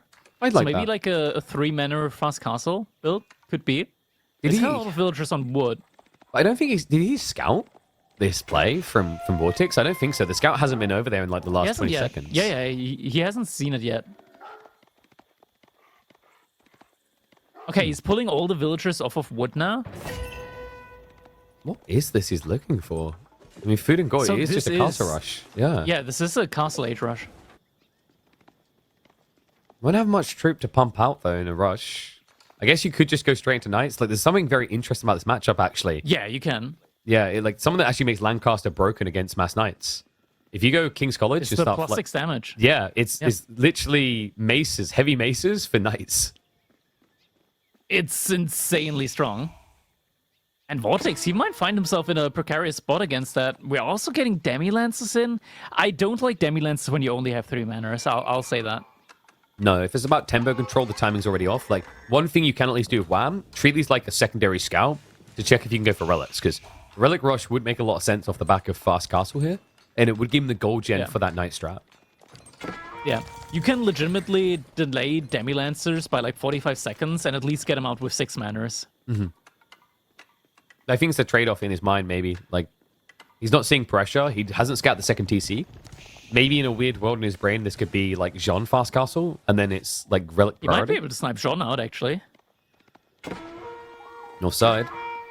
She may have overextended. Yep, Jean. There she is. Get her! She's only going to heal harder than I hit. Spears are moving towards her. Oh, charge expires just before hitting her. And let's see. You need all 5 here to get this around. Oh, yeah, doesn't feel that good. No, like, you're like, this is going to be close. Oh. Oh. And watch the XP. Wait. Oh, no vision. No vision. We need to switch to 24. Oh, 24 XP. Oh, that's crazy. The women are gone. He is going to need some reinforcements. That's 48 XP already. Yeah, this play does not feel good against Jean. Yeah, King's College now coming in. We're getting more Spearmen in on the defense. Also has the Divine Restoration still. So. Like this should not be a kill. There we go. Just triggers it. Yep. She's almost dead. We've almost got her. Wait a second. He canceled the TC. He's going White Tower? At the college? Wait. Okay, he is going White Tower now instead. Is he out of food? Check the food. I think that's why. He got blocked, because if you check the central deer, there's someone camping there, so he can't pick it up. He can't move out to it. Yeah, he's dry. He's got like 3 sheep left alive, so this is necessity to survive, and well, that's a grim look for a Lancaster boy right now. Up against Jean, yeah. Doesn't feel too good. I think, honestly, like, he hasn't seen even any knights out yet. Could have also just been a double outpost play instead onto the deer. But instead goes for the house flank, for the White Tower. I think with a double outpost, though, Jean can just, like, sliver in and poke you occasionally, whereas White Tower, she's just going to melt. So maybe that's the thought process. I don't know, though. This feels bad right now. The Demi-Lancer play fed your opponent. The White Tower, I guess you can turn this into mass manners now to justify it. Because now you've secured stone and gold. Maybe you now go for fast Berkshire follow-up, spam 2 more, 3 more, 4 more keeps out as well. And then, like, you go, you know... And then you go for mass oil skirt. Yeah, and then, like, you just rush all the stone and you gain all the spring orders emplacements. You go, look, I'm playing a tower defense game. Exactly. But then your Earl Scout are going to be beefy. Beefy boys. That's true. I'm sure they will have a great time up against fully gigaed French knights. 100%. They're going to have the greatest time. It's going to be amazing. I mean, They're going to be very nice to the knights, and the knights are going to be very nice to the Earl's Guard in return. and thematically, you just add in a few yeomen and you just all chat type Agincourt, and then all of a sudden, VortiX like, well, that's it. I of course I lose. It all makes sense. Guildhall. What can you do? I mean, he used the magic word. I'm just GG. Well played, mate. Yeah, so Guildhall coming in. Checkmate. This is full greed by VortiX. This is not the VortiX you're used to seeing if you've tuned out for a while, but it's reformed VortiX. If you offer him a Mercedes-Benz, he's no longer going to punch you in the face. He will say, yes, please.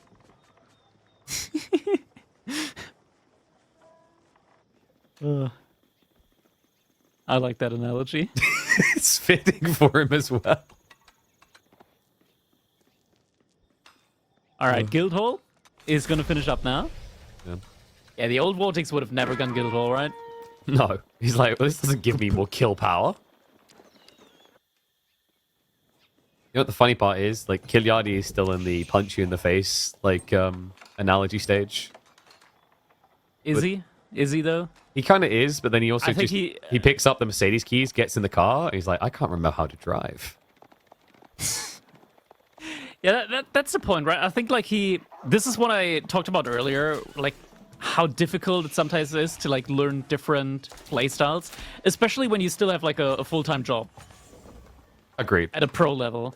Like, look at it like this. Like, I feel like at the moment, Kiljadi, he's practiced, like, the slower style so much together with Debu that it's actually kind of hurt him in certain aspects. Yeah, it's like he can get some surprising victories as well. I've seen him win against VortiX in the craziest of aggressive ways on the ladder. And, you know, it's relevant we talk about this because, like, obviously, remember, guys, the Silver League is going on alongside this. He's sitting second of the group behind MSN, actually, funnily enough. So, yeah, like, some crazy things happening down there with the players that didn't quite make it into the main event of the Elite Classic 3. Yeah. Bam is now starting to pump out a lot of units.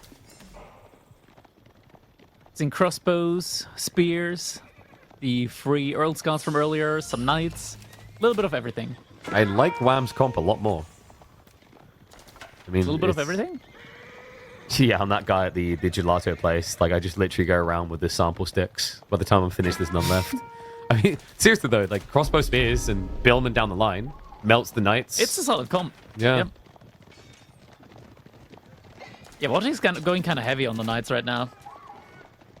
Grant, he hasn't scouted that much yet, and Wham only just started making his unit, so it's fair to assume that he will probably change the army composition. But yeah, Wham, he's just going really ham right now. Yeah, by the way, fun fact, if you get to 15 Earlsguard, you can insta-kill Zhang. Yeah, that's a funny fact.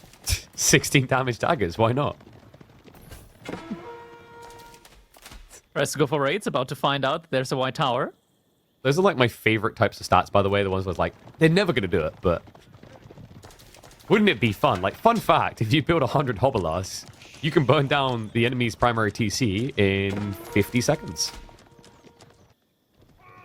Oh man, this reminds me of a scene. I'm not gonna quote it verbatim because that would get demonetized. It's like from, you know the Helsing Ultimate Abridged series?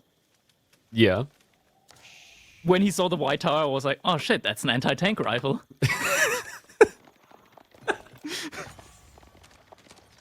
Oh god. I mean, if that's an anti-tank rifle, what is the Red Palace?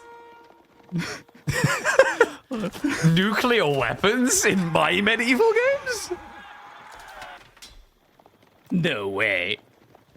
You know, I feel like when we go back to the OG days of demo ships where they blow up everything, you could genuinely just have that Hunt for Red October speech where they argue over launching the nukes playing in the background.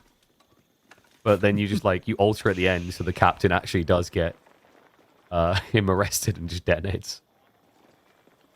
We need more explosive units. I kind of would dig a Civ in this, like the new Civ coming up having petards.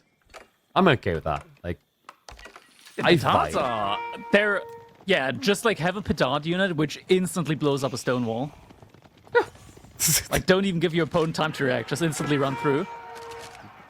We're now seeing a massive horseman, but there's still a lot of spearmen out there.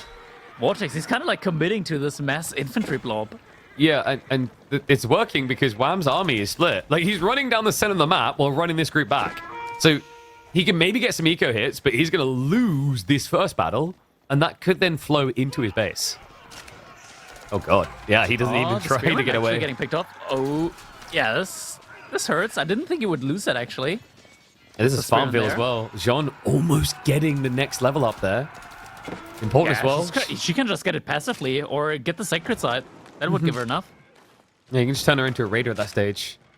There's going to be poking to the base, but congrats. You lost, what, 50 military units and killed a mining camp. He did. Actually, I think he did get some worker kills on there, so not too bad, but we have to remember this is 2 TC. Yeah, we're now also seeing the 9 mana play coming up behind this. The Wham's still scaling.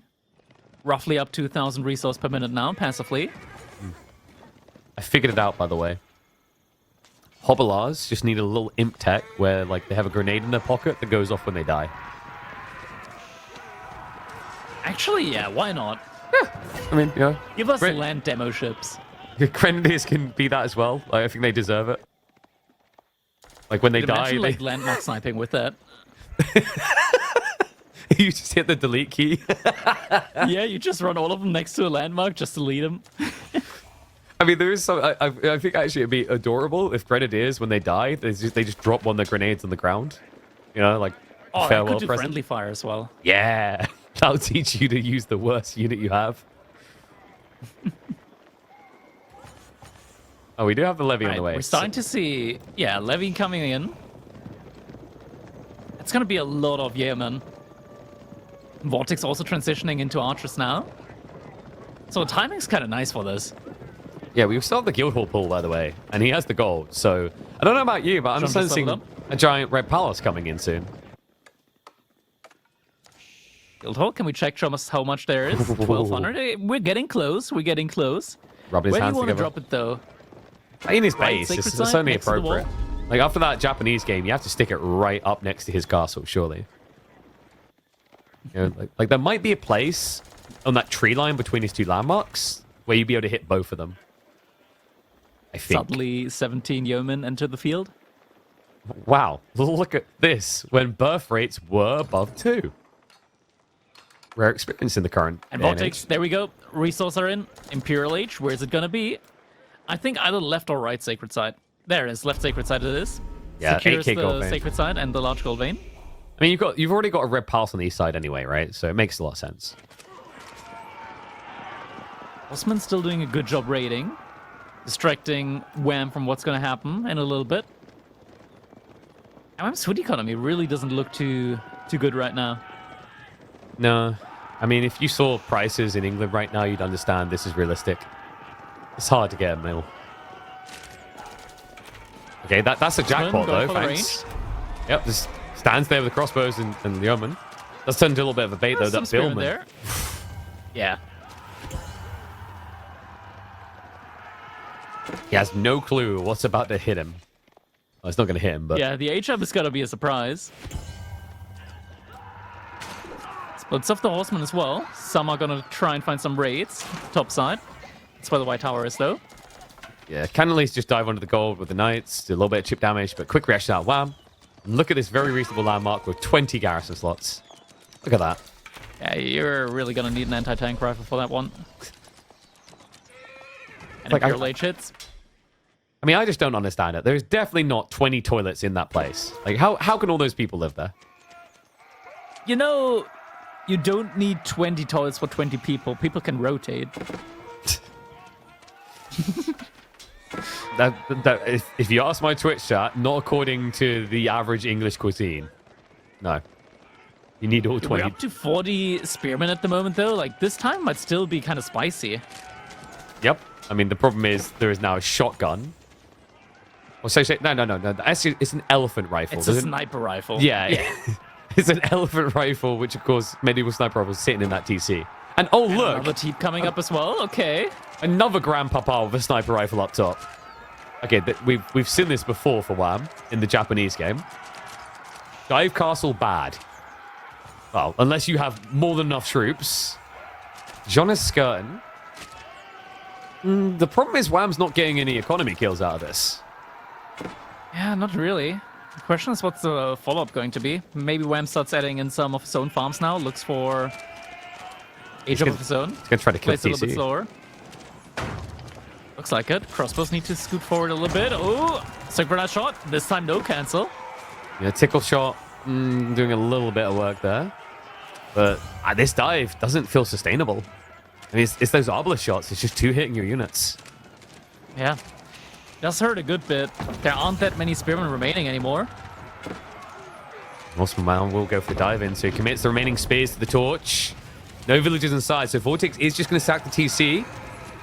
Needs to reset Wham's army count. You have to remember, Wham really can't afford a loss here. And, oh no, he has to run away. So he's still an age behind. He's not stopped the eco scaling. And VortiX, he can go for it again. I mean, he's going to have to. But the repair's coming through, so it's becoming more painful. Reinforcement spearmen at least arrived. Needs to deal with the archers though. Villagers are going to try to repair again. Sink shot, decent damage that time. John's like, yeah, keep fighting. XP. Like someone just screaming creatine in a gym. I need some muscles. Experience. But yeah, this fight, the longer it goes, the worse it's gonna start becoming here for Wham. At least this is not a situation like in the previous Lancaster vs French game. Or was it? No, it was versus Aibit. It was versus Aibit. Lancaster vs Aibit game. Yeah. At least this time there's no like 5-0 relic game. And you know, at least this time there's no hobblers, so there's hope for Wham. We've got the yeoman count scaling, and now also going into the Earlsguard.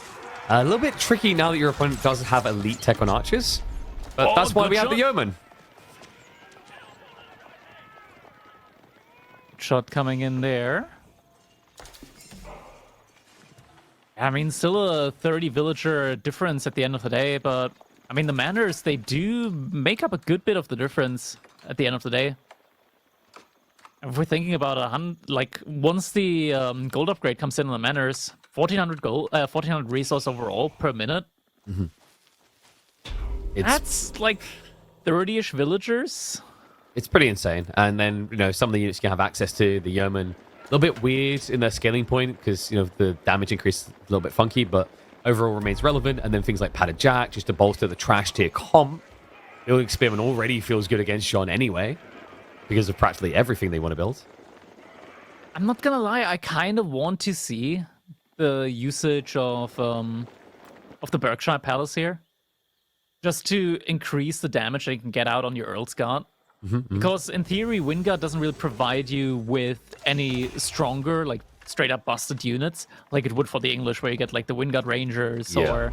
I mean that's fair, but we already yelled creatine once, so like we can't argue too much. We can't ask too much of it. So you can still get a decent amount of damage just with normal keeps on them. I mean, you like this is the thing as well. I think Wingard without King's College in particular feels weird. Like your options are even more limited. At least you could think maybe Demi Lancers with like the Colovesses is kind of cool.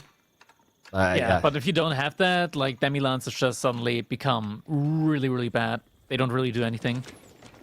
Like, why did I build these? I'm just giving level 4 Jean quicker. Yeah.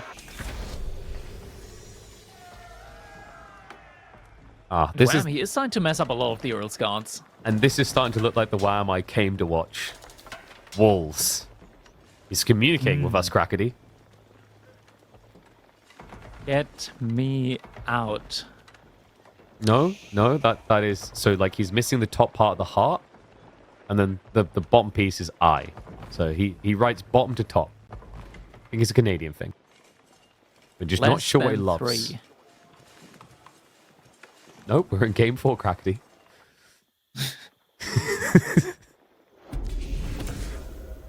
6 hours with me does this VortiX. We're now getting a lead on the horsemen and royal bloodlines in. Well, these horsemen are going to start becoming really tanky. Yeah, and it's going to be a focus on horseman flank raids, and obviously with lack of Berkshire, that's less protection at home anyway. We do have the It's been switched over upgrades. to gold a while ago, so that's going to be a lot of gold available.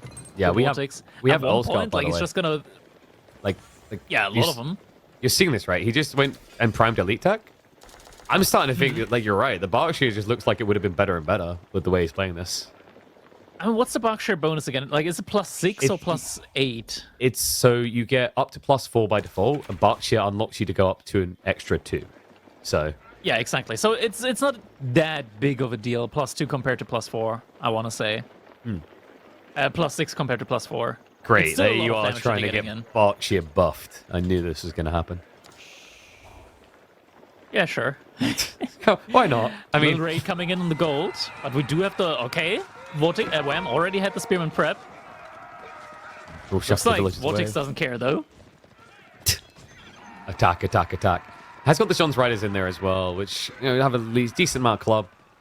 Just not enough damage done, really. I think got like, what, maybe 3 kills maximum. Scuttage now coming in. Part here, yeah, the crazy part here is like VortiX right now, he's blobbing only food units. The second he gets like a good trade up against expensive units from Wham, he's going to start redeeming Guildhall and just flat out knights. It's feeling like it's going to be a tricky fight right now, though. He has at least got cannons on the way. Probably paranoid that maybe some sort of like siege is coming the other side. Normally, when we see Wingard, we do end up seeing the good old Revoltiquins and Culverins. Republicans don't work up against the archers, No. unfortunately. Speaking of archers, Especially once they get the bonus range upgrade. No boiling oil. Village is going to have to evacuate. Bowling Oil Wham's was going when to push those- forward. No, he's going to have to fall back. Yeah, he has to retreat to this. Yeah, Bowling Oil only comes in when those 20 communal toilets actually are overflowing. So, should be able to hold it long enough. Deletes the wall. Boiling oil, that's the Chipotle Tuesday. Aftermath. Actually, it's Vindaloo Monday. We're British after Cannon all. as well. Yeah, it's a run here. The yeoman shot could actually just start to wipe that backline of archers. So showing a lot of respect there. John still nowhere near level 4. There is a raid again on the gold line, but good reactions by Wham. So I think he lost maybe 2 more workers there. Nothing too substantial. Reminds me a little bit of Little Britain, where the immigration officers are like, "Oh, you probably like Indian food." "Oh no, man, I actually like British food, like McDonald's." The updated version will be, oh no, I actually like Or British Chinese food. Like, yeah, that's it. The updated version will be, I like British food. Like tikka masala and like, you know, kebabs. Exactly. Classic English cuisine. Or like Dolmio spaghetti bolognese. I can already feel vodka spitting on me from a country away. Oh, healing comes in.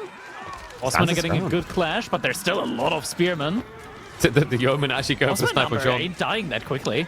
No, it takes a while to clear. We have to remember, like, There the they go. Celery's in. Earl's Guard. Reasonable shot. Yeah. We're getting a good amount of Earl's Guard in now. Yeah, look at it. He's getting the cleave ready. If He's he gets getting a the good wall next up. levy in. Wait, no, never mind. That's not the levy. That's the cleave. Yeah, No, yeah, that's the cleave. Throwing dagger drills. I know it because every time I expect it to matter, and every time, it doesn't. Incendiary is coming in as well. Still missing tier 3 blacksmith pierce damage. Knock goes to the cannons. Arbitrary switch up coming in from VortiX. Interesting.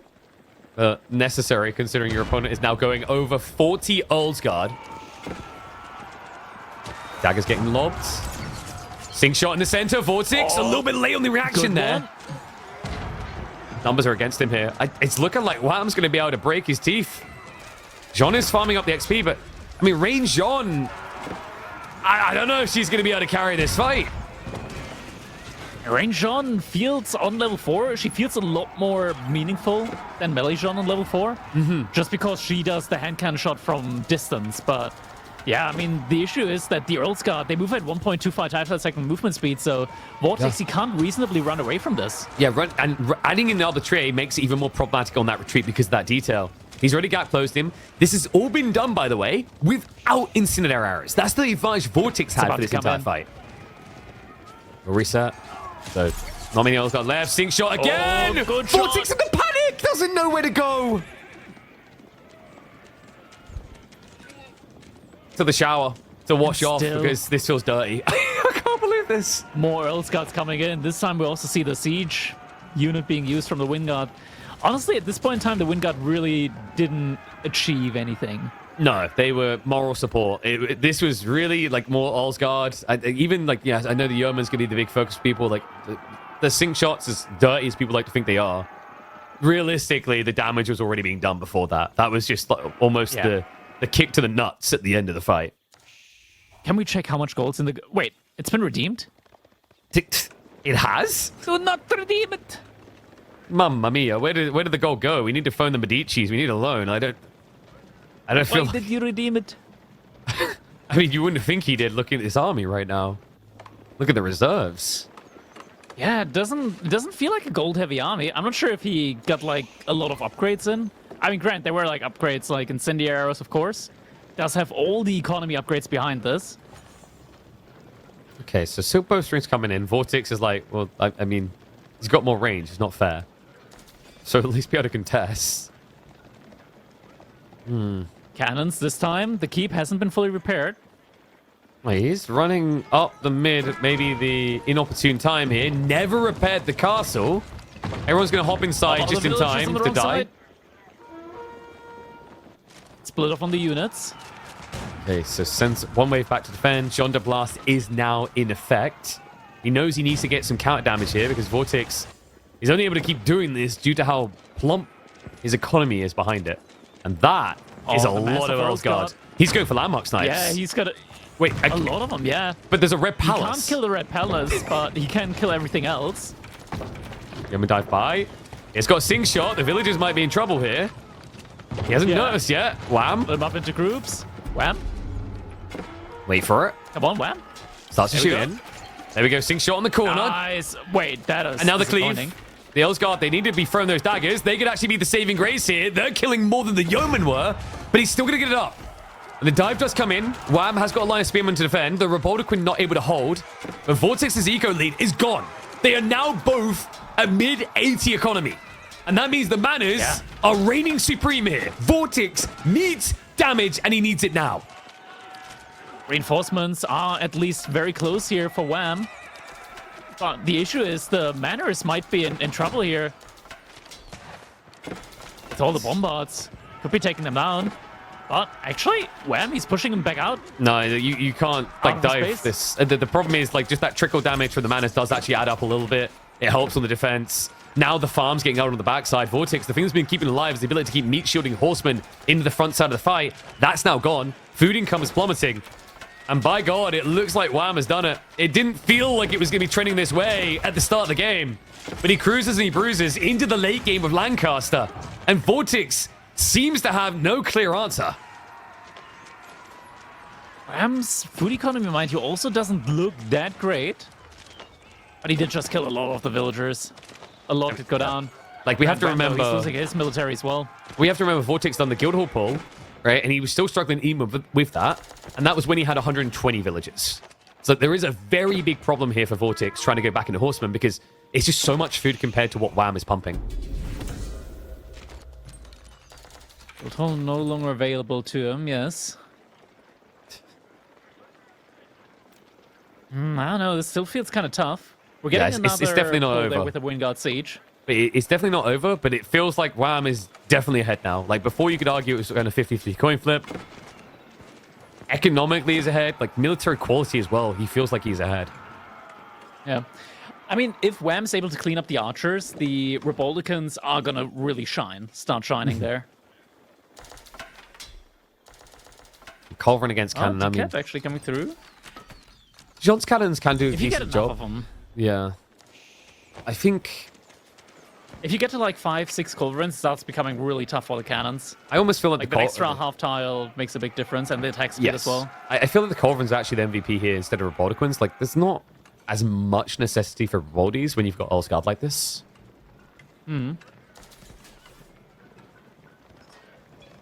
This is going to be a very, very, very, very, very long game, isn't it? It might end up being a very long game, yeah. Kind of feels like it's going in that direction now. I think this is the thing about these new civs, is like, you don't really know where you're at. if that makes sense, right? Because you haven't played these scenarios out over months and months and months. So it's very hard to know, like, how far ahead Lancaster is or how far behind you are against them. You can create very polarizing experiences. Oh, wow, he's been making great use of the Wingard army with like the 1 Earl's Guard and like 7-8 Spearmen. John's still making a lot of archers though. This army's pretty big. Like, he lost a lot of economy, now he's got a big army. The horseman value, I mean, they've got so much HP, right? Like, it's very tough to take them down, even with that many spearmen. Up to 243 HP. That's a quick kill. Maybe Revolticans will be helpful for once. Well, I say for once. In this matchup, it feels like with the amount of crossbows and archers, they shouldn't have really found value. If VortiX tries to run before he can walk. And you feel like you want to run when you got ponies. He's going to engage now. He pulls them all the way back. Yeah, so he's going to cover any sort of flank attack. Shots are now coming in. Jean has already used the attack speed. So we'll give him the quick snipe out against Colfrins. Nice sink shot to the back there. Big hit. Should be enough to scare VortiX away. He forces the retreat. Divine Restoration too late. To the bombards now. Their Baldicans are finally starting damage there as well. Yeah, just look at them. They're so confident with the way they're moving up into the range mass. So VortiX feels regret for even trying to approach that. Has to reset and look to go again. He didn't lose any giga expensive units though, but I mean, horsemen are still food heavy. On the retreat though, Wham is starting to lose a good couple of units here. Horsemen going for the dive. Where the Revolticans? Pulled back too far. All the way back. Gets sniped out. All right, so Cannon's still alive. The front line is now dead. And yeah, woo, look at that sink shot. Ooh, nice. I mean, wait, it killed 50% of the remaining army because there was 12. So, With the archers gone, the Revolticans can finally start doing a lot more damage, but there's a lot of Quadra cannon now. Not royal cannons, normal cannons. A real pain in the arse here because they can actually snipe the yeoman out. Yeah, these are peasant snipers. Yeoman's dying one hit. Yeah, so he's going to have to rally forward with Jean in a sec here at this rate. And they've also got throw daggers at siege. They should be able to. They can, but it's range damage, so it's pretty bad. Yeah. So, funnily enough, if you want to upgrade the dagger attack, you have to get ranged attack increase. It's a bit weird. Dive coming in the back. Horsemen are going to slow down the attack. Wham, there is a risk now that we're approaching the base, and he won't be able to get reinforcements in quick enough here. Yeah. Then it's going to be all the way back again. Like, look at how bad. You see those 5 dagger throws? Yeah. They've done no damage to the horsemen. The Revolticans also just don't take damage from horsemen, I feel like. No. It's like, oh, you've come to kill me. That's not gonna work. Yeah, you'd think, like, you watch the moments like that, you're like, stupid horses. Why would you charge guns and people and spears? Because they're trained to, in a really depressing way. You know that? Like, they train horses so that when you're, like, practicing with them, there's a guy they'll be charging into a spear, and then the guy will move out of the way so that it convinces horses that it's okay to charge into someone with a long, sharp stick. And it works. He's pushing onto the bombards now. Bombards might have moved out a little bit too far forward. We'll get the space. Also, once again, going for the dive, but there's still the Revolticans forward. These ones saw what happened to the last ones. Like, nope. No. Organ gun's scary. We're back in his base, though. We have got the TC Arbitrary Fire to help out a little bit. The cannons really need to get rid of these Revolticans, though. Wham! He's gone by the long curlies, but he does get the snipe. So one more body down. Sink shot comes in, though. Great sink shot. There's barely anything left of him. I think VortiX has just been picked to the bone at this stage and now trying to switch hand cannoneers. Yeah, with no gold. The thing is, VortiX, he's trying to do a trade transition now as well. But Wham is already like in a spot where he can deny the traders. The markets, they're forward. And not just that, you're doing hand cannoneers against yeomen. That's not a good feeling. You won't be able to reach them. You'll get sniped every time. So it's very tricky to scale against this. He's going to start poking at the villages that were in the center of the map. May find his way onto the east side where the farms are. Revoltica, in the meantime, so many horsemen have died to try and kill this thing. Yeah, and VortiX. Barely any food left in the bank. And not enough units out on the field. This might be it now. I mean, you say not many There's units. no siege yet, though. He has got No a lot of anti-building siege. siege, at least. Yeah, like VortiX is the only one bringing anything that can kill buildings. 5 cannons now. It's tricky to dive from here. Really needs to solve that. This is the issue for WAM. Maybe we need like the wall trebuchets now, but it just takes a long time to mess them up. Like you can't get them Forward siege shops, maybe? because he doesn't have the college. So wolf trebuchets, Yeah, it's just no. normal trebuchets. Yeah, you could just go for a forward siege workshop, build some rams here. That would solve the problem as well.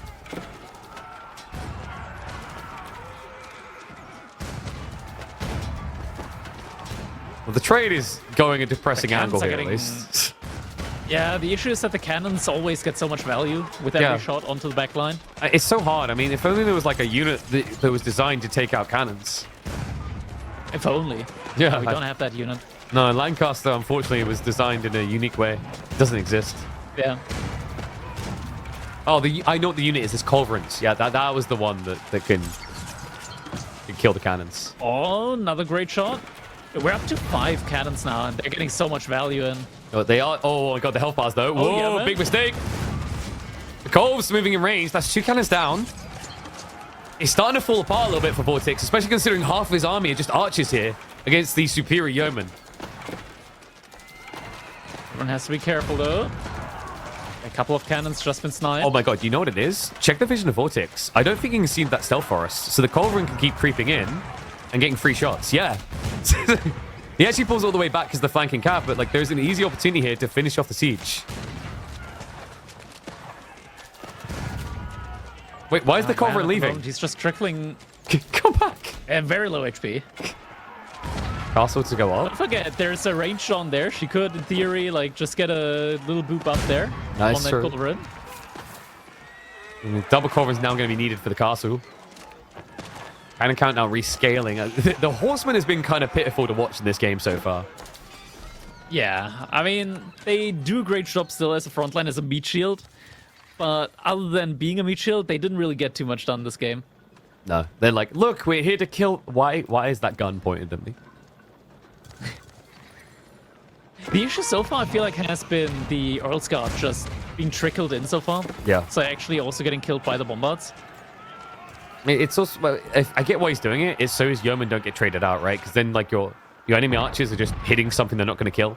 Speaking of archers. Oh, he's finding villagers. Ooh. Ambitious. Oh, The he Red just pulled Palace. back. It's the Red VortiX, Palace. he went up to 140 villagers behind this as well. So greedy. I guess he's trying to build the reserves so they can pump down the line. And the cannons, they're looking for someone they really want to snipe. A piece of siege would be nice. The Robotiquins are going to move in again. But there's the Culverin snipe. So cannons are winning that fight as well. VortiX. It just feels like it's almost impossible to extend beyond this point. Yeah. It's also impossible for WAM to really push much further in. Just because of all of these cannons right now. VortiX, these cannons have kept him in this game for so long. I feel like at some point here, the yeomen might just be able to snipe out the cannons. It is in this creeping mass. that way, yeah, because like there's just nothing left for them to shoot at this rate. This is ridiculous. I don't know how VortiX is even remotely holding on, but unless he can somehow mass a huge wave of horsemen. They are on the way now, 11 of them coming in, but in the meantime, he chases it. That's 2 low HP cannons. The men-at-arms to finish it off. There we go. Oscar gets one. Villagers trying to repair the other one. We'll be able to keep it alive, so gets back to the castle. Trade is still operational. Earl's Guard still going for it. Ah, getting blocked now. Honestly, if Wham just built some fort infrastructure here, I think he's got it. Would help him out a lot. Yeah, it's so easy to forget about these meat grinders in the late game. But right now, these Earl's Guard, they're taking so long to arrive. They really do, even though they have got like more movement speed than all men-at-arms. The issue is still like the trickling of units and the cannons just killing with every single shot. Mm-hmm. Maybe a slight overextension He's here, up to though. 160 villagers. There we go. Finally, the archers start attacking the cannons. At least for one volley they did. Got it down to half HP. Sink shot in. Nice hit. Gets the repair villages. And now you can start shutting the trade down a little bit. It's still a difficult thing because of the castle. This This game is never ending, I'm telling you. Like maybe some sort of sneaky drop on the trade post would actually just shut VortiX down. He's starting to stockpile a gold reserve.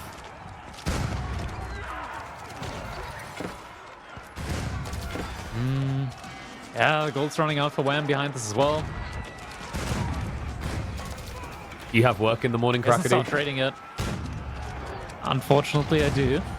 Well, these guys don't. They're full-time players. This is their work. Overtime. We don't pay them more. He even just snipes the traders now. If only he knew just how much gold had already been queued up. Can we check the guild hall again? See how much is in there? Well, it's still been accruing. Yeah, Up to 1300 gold again. And there it is. Adjustable And a keep crossbars. rushed up in the middle. Yeah. Wait, what? Okay, that's going to slow things down in a really big way. Look what VortiX just queued up. He needs time for this. Adjustable crossbars. But Wham, he's now going for 6 culverins. And with 6 culverins, he's going to be able to take care of the siege finally. It's been a long road. That means actually the mangonels actually might be the thing that He kills doesn't have wood for VortiX. mangonels.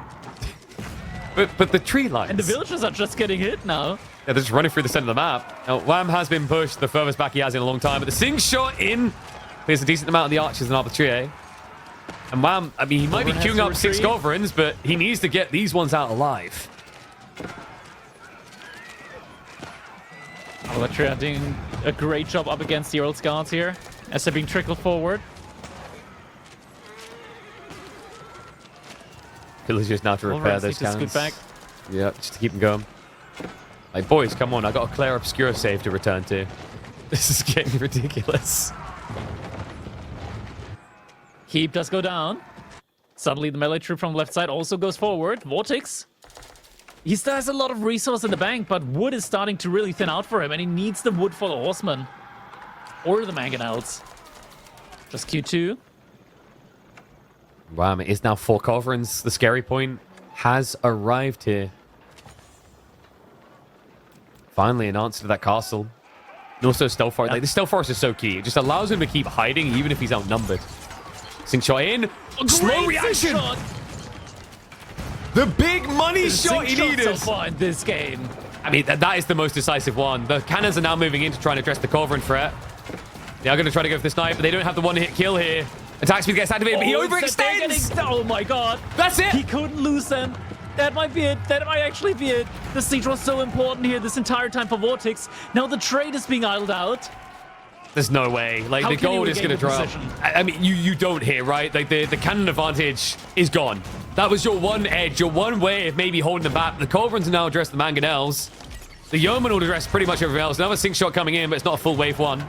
Horsemen are going to try to ride in to come in clutch here, so maybe he forces the wipe. Does get one of the snipes. The new Allsguard arriving. So Wham will have to slow down temporarily here, but I don't see how VortiX is meant to trade at this rate. Culverins coming in behind this. Now also going to be able to snipe out the mangonels. Reveal the adjustable crossbars. I think Wham's going to know straight away what that was. Wow, look at that dagger damage. We got him. In the back line. VortiX. I mean, he's putting up a good fight with his horseman wave. I think Wham, like, once again, it's just that case of maybe now spears instead of PG, instead of the Ulsguard rather would make sense. He's queuing them up. He's queuing them up. Yeah. Through the wind guard. Oh, that's going to be a lot of dead culverins, though. He's got 2 more behind this as well. Maybe it would be better for them to not be firing right now to give it away. Trying to body block. Jean also picks one off. Good attack speed aura. Just the perfect timing there as well. Oh my. How is he not dead? I don't know, KP. But he's still very much alive. It's not even the mangoes. That's the craziest part. It's not like, oh, GG, yeah, he's back in this game because of adjustable crossbars. There was 1 mango. It's just the horseman. The horseman meat shield. And the massive arbalry behind. Jean might be going down, though. Needs that Maybe final not. snipe. Attack gets cancelled. Okay, so he's down to just 1 culverin. This could pave the way for a mangonel switch up now, although VortiX still has to answer where is the wood coming from. Jean does get sniped, doesn't get reborn. Very expensive at this point in time to buy her back. Yeah, that Stealth Forest maybe biting Wham. We've got the Spearman in there. Sink shot again. It's not as good as it was, though. The count's not high enough. More and more reinforcements, though. Finally, we're getting back to that line for Wham, where he can start pushing forward again. Oh, man. KB, this game is so close. Back and forth multiple times now. It's a 100-year war. It just seems like it's never going to end. VortiX's relics are still lying on the ground, so he hasn't put them back inside. He's just too distracted right now. The food is lacking reserves, though. I'm getting a little bit concerned that this was not an extensive play for VortiX. I know he's been doing it for a very long time, but like that horseman wave that reset him. VortiX is at 3,000 food per minute. Wham's at almost 4,000 food per minute. Yeah, and it's just like there's no reserve being held, right? Like that's the biggest issue. And that money shot, there we go. Oh my God, he rains from heaven. That was a great one. Beautifully done. And like this is also sometimes worse. Like not for VortiX. Now it's Knights. Okay. Okay, maybe because Wham at this stage hasn't reacted with more spears, not even after seeing the horsemen. It's like, in theory, if you can get like 20 knights together and Wham doesn't realize what's happening, that could be a push and a wipe. He's gonna need a lot of them out quickly, but he does have a lot of stables for it. First wave arrives. He reveals them straight away. Yeah, and now you see how long it takes to kill just one of them. He needs spears. I mean, Wham, it's just going to need more Elsgard, though. Don't Seems to be know where allergic to them. that cannon from, but there it is. Gets sniped out, though, by the archers. It's one of those interdimensional pocket things, you know? Plays a lot of D&D. The core was like, wait, I'm out of here. That's how it has to be. Let's get picked off, though, by the knights. All the traders, though, are exposed. I'm focusing them down. Yeah, it's an overextension now. That is expensive to reinvest into. Yeah, the yeoman, there is a second wave coming, so like maybe Wham just stays here and waits for the reinforcements to arrive. Like if the knights are here, they're not hitting you anywhere else. And that's really important because Wham is harvesting that central tree line as well. Like what he's doing here is very wood expensive. It is just standing there. Once again, traders are being focused down. Kind sirs, what are you doing here? Dying. The answer is dying. I mean, this is... For the knight pump, this is especially crucial. Like, can we check the merchant count? He must have only, like, maybe 10 left? 15 max? Yeah, 16. So it's shrinking up a bit. And we do finally have more spears from Wham.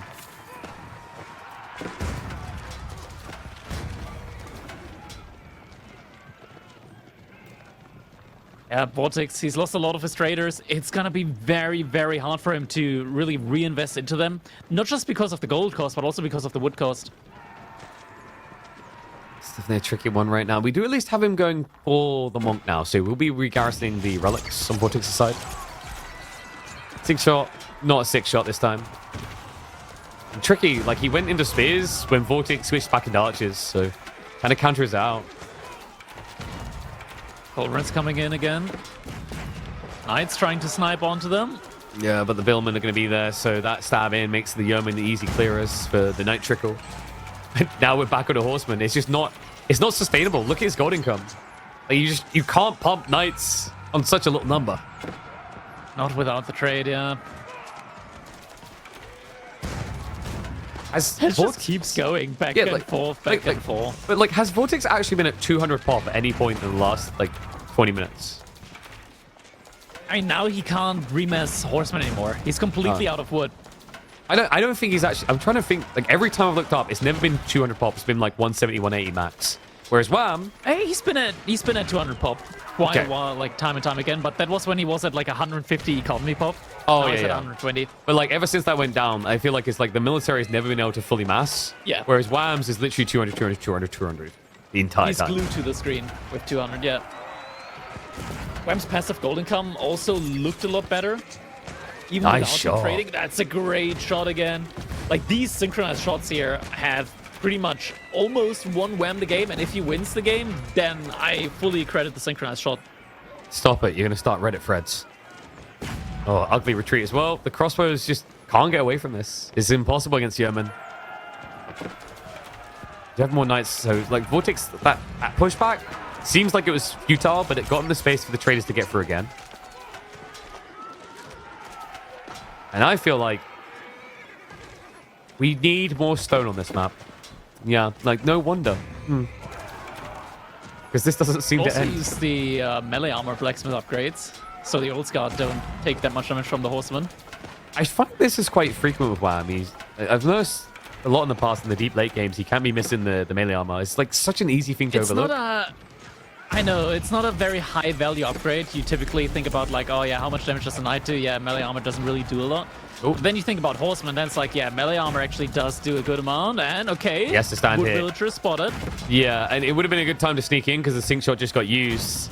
Just not able to stand his ground. The army's flatlining. Yeah, no it's wood. faltering. And if he has no wood, the spearman can win the game. Like, that's the key here. No horseman. Another wave is going to come in, but like I think this is it. Like, that tree line there, that's all VortiX has. Once he can't build archers, we'll finally see the spearman able to win. Even if John has trade, like, yeah, you can get wood there, but usually you just go Not gold. just the archers, but the horsemen. Horsemen are the most important thing here. I mean, at least you can still make arbalestry, but if you have the gold, you can have been the bread and butter. But if you have the gold, you can at least replace them with Jean's riders. Like, I think it would actually be interesting if he'd been able to get the gold high enough to go Jean's riders instead here. Just much more tanky against the yeoman. Another great sink shot. It's barely holding on. The cannons just can't compete against this. It's double covering. Repair crew is going to try to make it so, but it's a counter repair crew from Wham. And I think this, surely, this has to be the push to break him. It has to be, right? Like, surely. It's not like we've been here before. It's not like he's got another 10 knights queued up. It's not like Wham has 0 spears to defend. I think this was like the last takeaway from the guild hall. For the next flood of knights. One last hurrah for him, maybe. Sink shot not hitting that well. Jean is still limping around, barely alive, so difficult to use that attack speed aura. Knights are trying to make it happen now. No attack speed aura anymore. There's 30 more Earls Guards around, or rather in queue.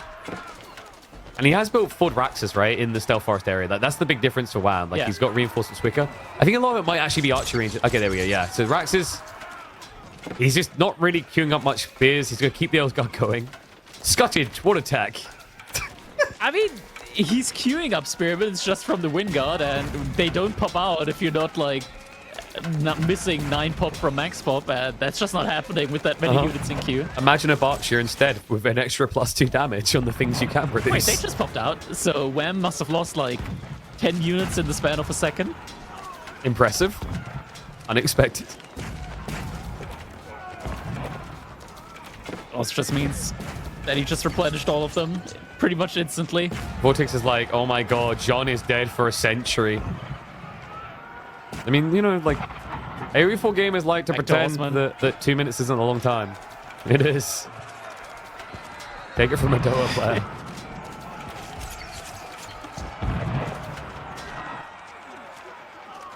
Yeah, depending on who you're with or up against, 2 minutes can be an eternity. Like, oh my god, Yeoman spam against me. Boring. When is Jean back? 4 culverins this time.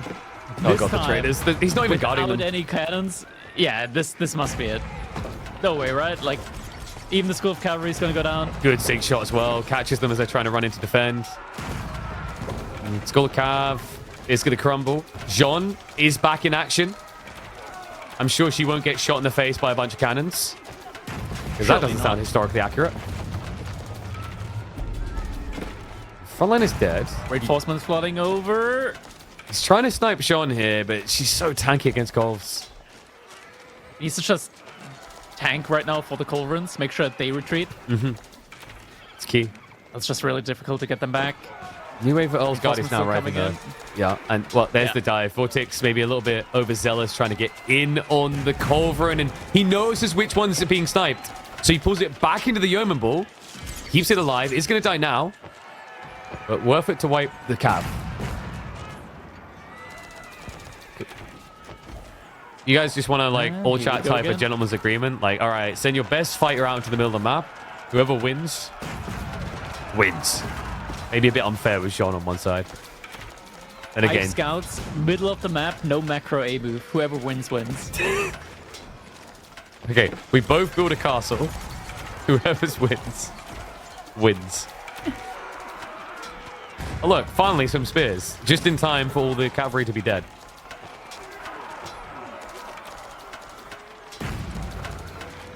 Attack speed coming in.